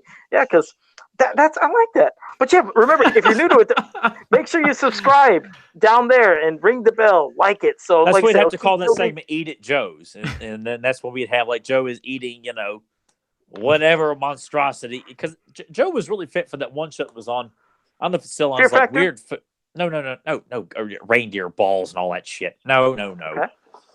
That one show, it was like odd, is like weird foods. Like this guy would travel around all over the world and just eating the weirdest foods that were served in various parts of the world. I don't remember what it's called because I just something I saw in passing, but it was like, really oddball foods, like not your, not like frog legs or something. We're just like really weird stuff, but that was, I guess, considered a common practice in this part of the world or whatever. Yeah, like some of them had monkey brains and other things, not like just from Indiana Jones. Yeah, they really did. I mean, I've eaten a lot of crazy things, and it's good. Yes, I've had monkey brains. I've had chicken brains. I've had. How about eyeball soup? Have not had eyeball soup. How about baby snakes out of the stomach of a giant python? He's gonna go with everything. No, but no, like I said, the things that aren't disgusting, like when you think of chicken gizzard and livers and hearts, those are real good. That still sounds kind of disgusting, Joe. No, they really are delicious. Fry them up, but yeah, because Fedmon said with Joe's immune Joe system, has like this massive deep fryer in the back of his house. He just dumps everything in there, like how Mo had in Mo's family feed bag, and he's got like that giant deep fryer. I like that. Yeah, that's what Joe has in the back of his house. Because Fedmon said with Joe's immune system, he could walk into the CDC and lick everything in sight and come out without a sniffle. No, you know what? I think out of the three of us, I think Joe gets sick the most. Oddly enough. Well, what's funny is just a few weeks ago, that was a weird last-minute cold. But beyond that, I usually am great for not getting colds. Like, I think when I went to school, and this ain't exaggerating, I missed 2 days in my entire life. 2 days of school. That was it from being sick. I was at school every day.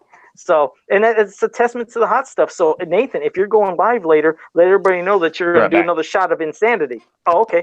Wait, what? No, Nathan, are you going to maybe do another live stream later? Play some games. If you do, let people know that you might take a potato chip or something and pour some of that Dave's Insanity. You got to do something to get people. No, I'm not. No, I am not. No.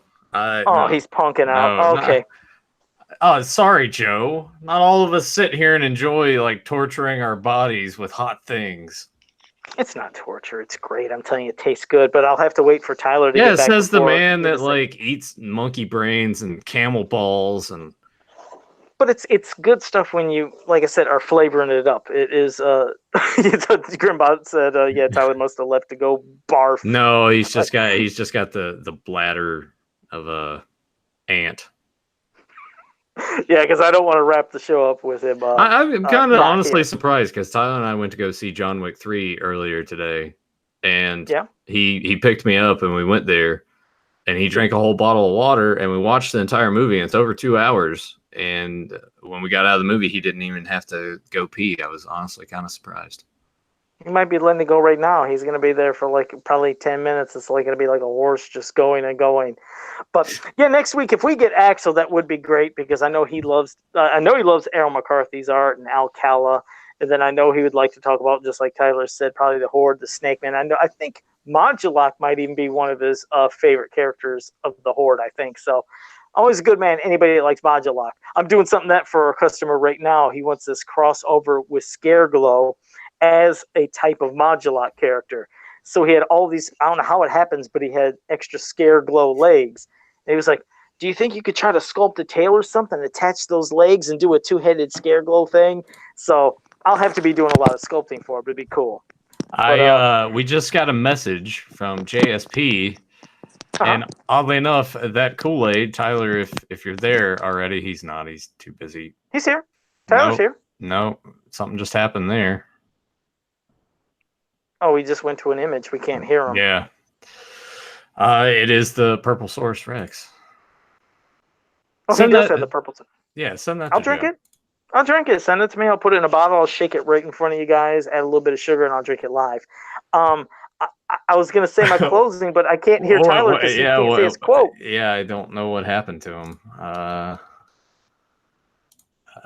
You send him a message? That's weird. He might have just hit a button by accident. Oh no! Yeah. There he is. No, he dropped out. Let's get him back. Oh, there he is. Back. There he is. Shit. You ruined the show. Sorry. There we go. It's he had a Joe moment. Tyler, that's Kool-Aid is Purple Source Rex. Oh, holy hell, man! That's awesome. Wait, what are we looking at? His feet? Or there we go. Okay. He's not wearing any pants. All right, yeah, because I couldn't close it. I couldn't close it without you because you have to do your quote. But let me say again, loved having you guys here each week. And this week it was great. Hope you come on next week. You already heard me about the subscribe and ringing the bell and share. Make sure you do that. So until next time, have a powerful day. Angels to some, demons to others. Is that it? Yeah, that's my quote. Angels to some, demons to others. That would be the classic mid-90s film The Craft with Neve Campbell. Is it really? Wow. No, but what a reference. I'll give Nathan credit. Oh, damn it. This is great. This is worse than me. Wow. I usually have it once. This has been 8 times. All right. Now it should be good now. All right. We're good. Yes. Demons to some, angels to others is the quote. God, I should know that. I mean, that sounds like something, but I don't. Angels to some. It's got to be somebody that protects, probably. And what movie did that shit? Fuck, I don't know. Damn it, I hate not knowing. What is it? And make me look dumb. Hellraiser. Oh, Jesus Christ. Wow, I should have known that. If it was especially the first one, because I did watch that enough. I didn't watch this. Yeah, because I didn't watch all the sequels a lot. I watched some of them literally once, and some of those later ones I've never even seen when they started going really far off. Well, clearly, Joe, you are the equivalent of a He-Man casual fan, because you clearly are a casual horror fan, Joe. Yeah, I guess Friday so. The 13th. You don't get Hellraiser. You're just a poser. You go to Walmart, Hot Topic, buy your Jason shirts, and say, "I'm a big fan, man. Look at this cheap ass shirt I bought." We're not a fan. Just to get the girls. Jason Cowie did say and you Hellraiser. Got little Jason figures in the back of you. I'm a big fan, man. Look at all this little cute Jason stuff I bought. Yeah, one girl sold me on a little, believe it or not, a little pencil that had a Jason figure on the end. Just this week, I got it over there. Did you get a date with her? No, but I want to show you what she talked me into. Hold on a second, Lee, without knocking everything over. Where the hell is that? Goddamn, it just turns out it's like quick? Her and some other girl just chained up in his basement. We don't know. Drag the body bag over. Yeah, this was pretty cool. 59 minutes. Yep, see? Friday the 13th. It's got this little teeny Jason figure on it. It's the whole cute stuff. Man, I'm sick of all the cute stuff. Why can't we see back to the grittiness and the it's all got to be I'll buy cute, whatever fluffy. they sell me. Anything you sell me, I'll tell you that, boy. Did you have to buy 2 dozen T-shirts to get that free or something like that? No, I just bought it. This is literally the only damn thing they had. They had nothing else. I was looking for something. This is all they had Jason-wise. And I was like, well, God, I got to get my fix. So. Do you have like a pencil holder for that or something? No pencil holder, but I could put it in the big Jason's hand like a weapon if I wanted. But shit, that's it. All right, see you guys next time.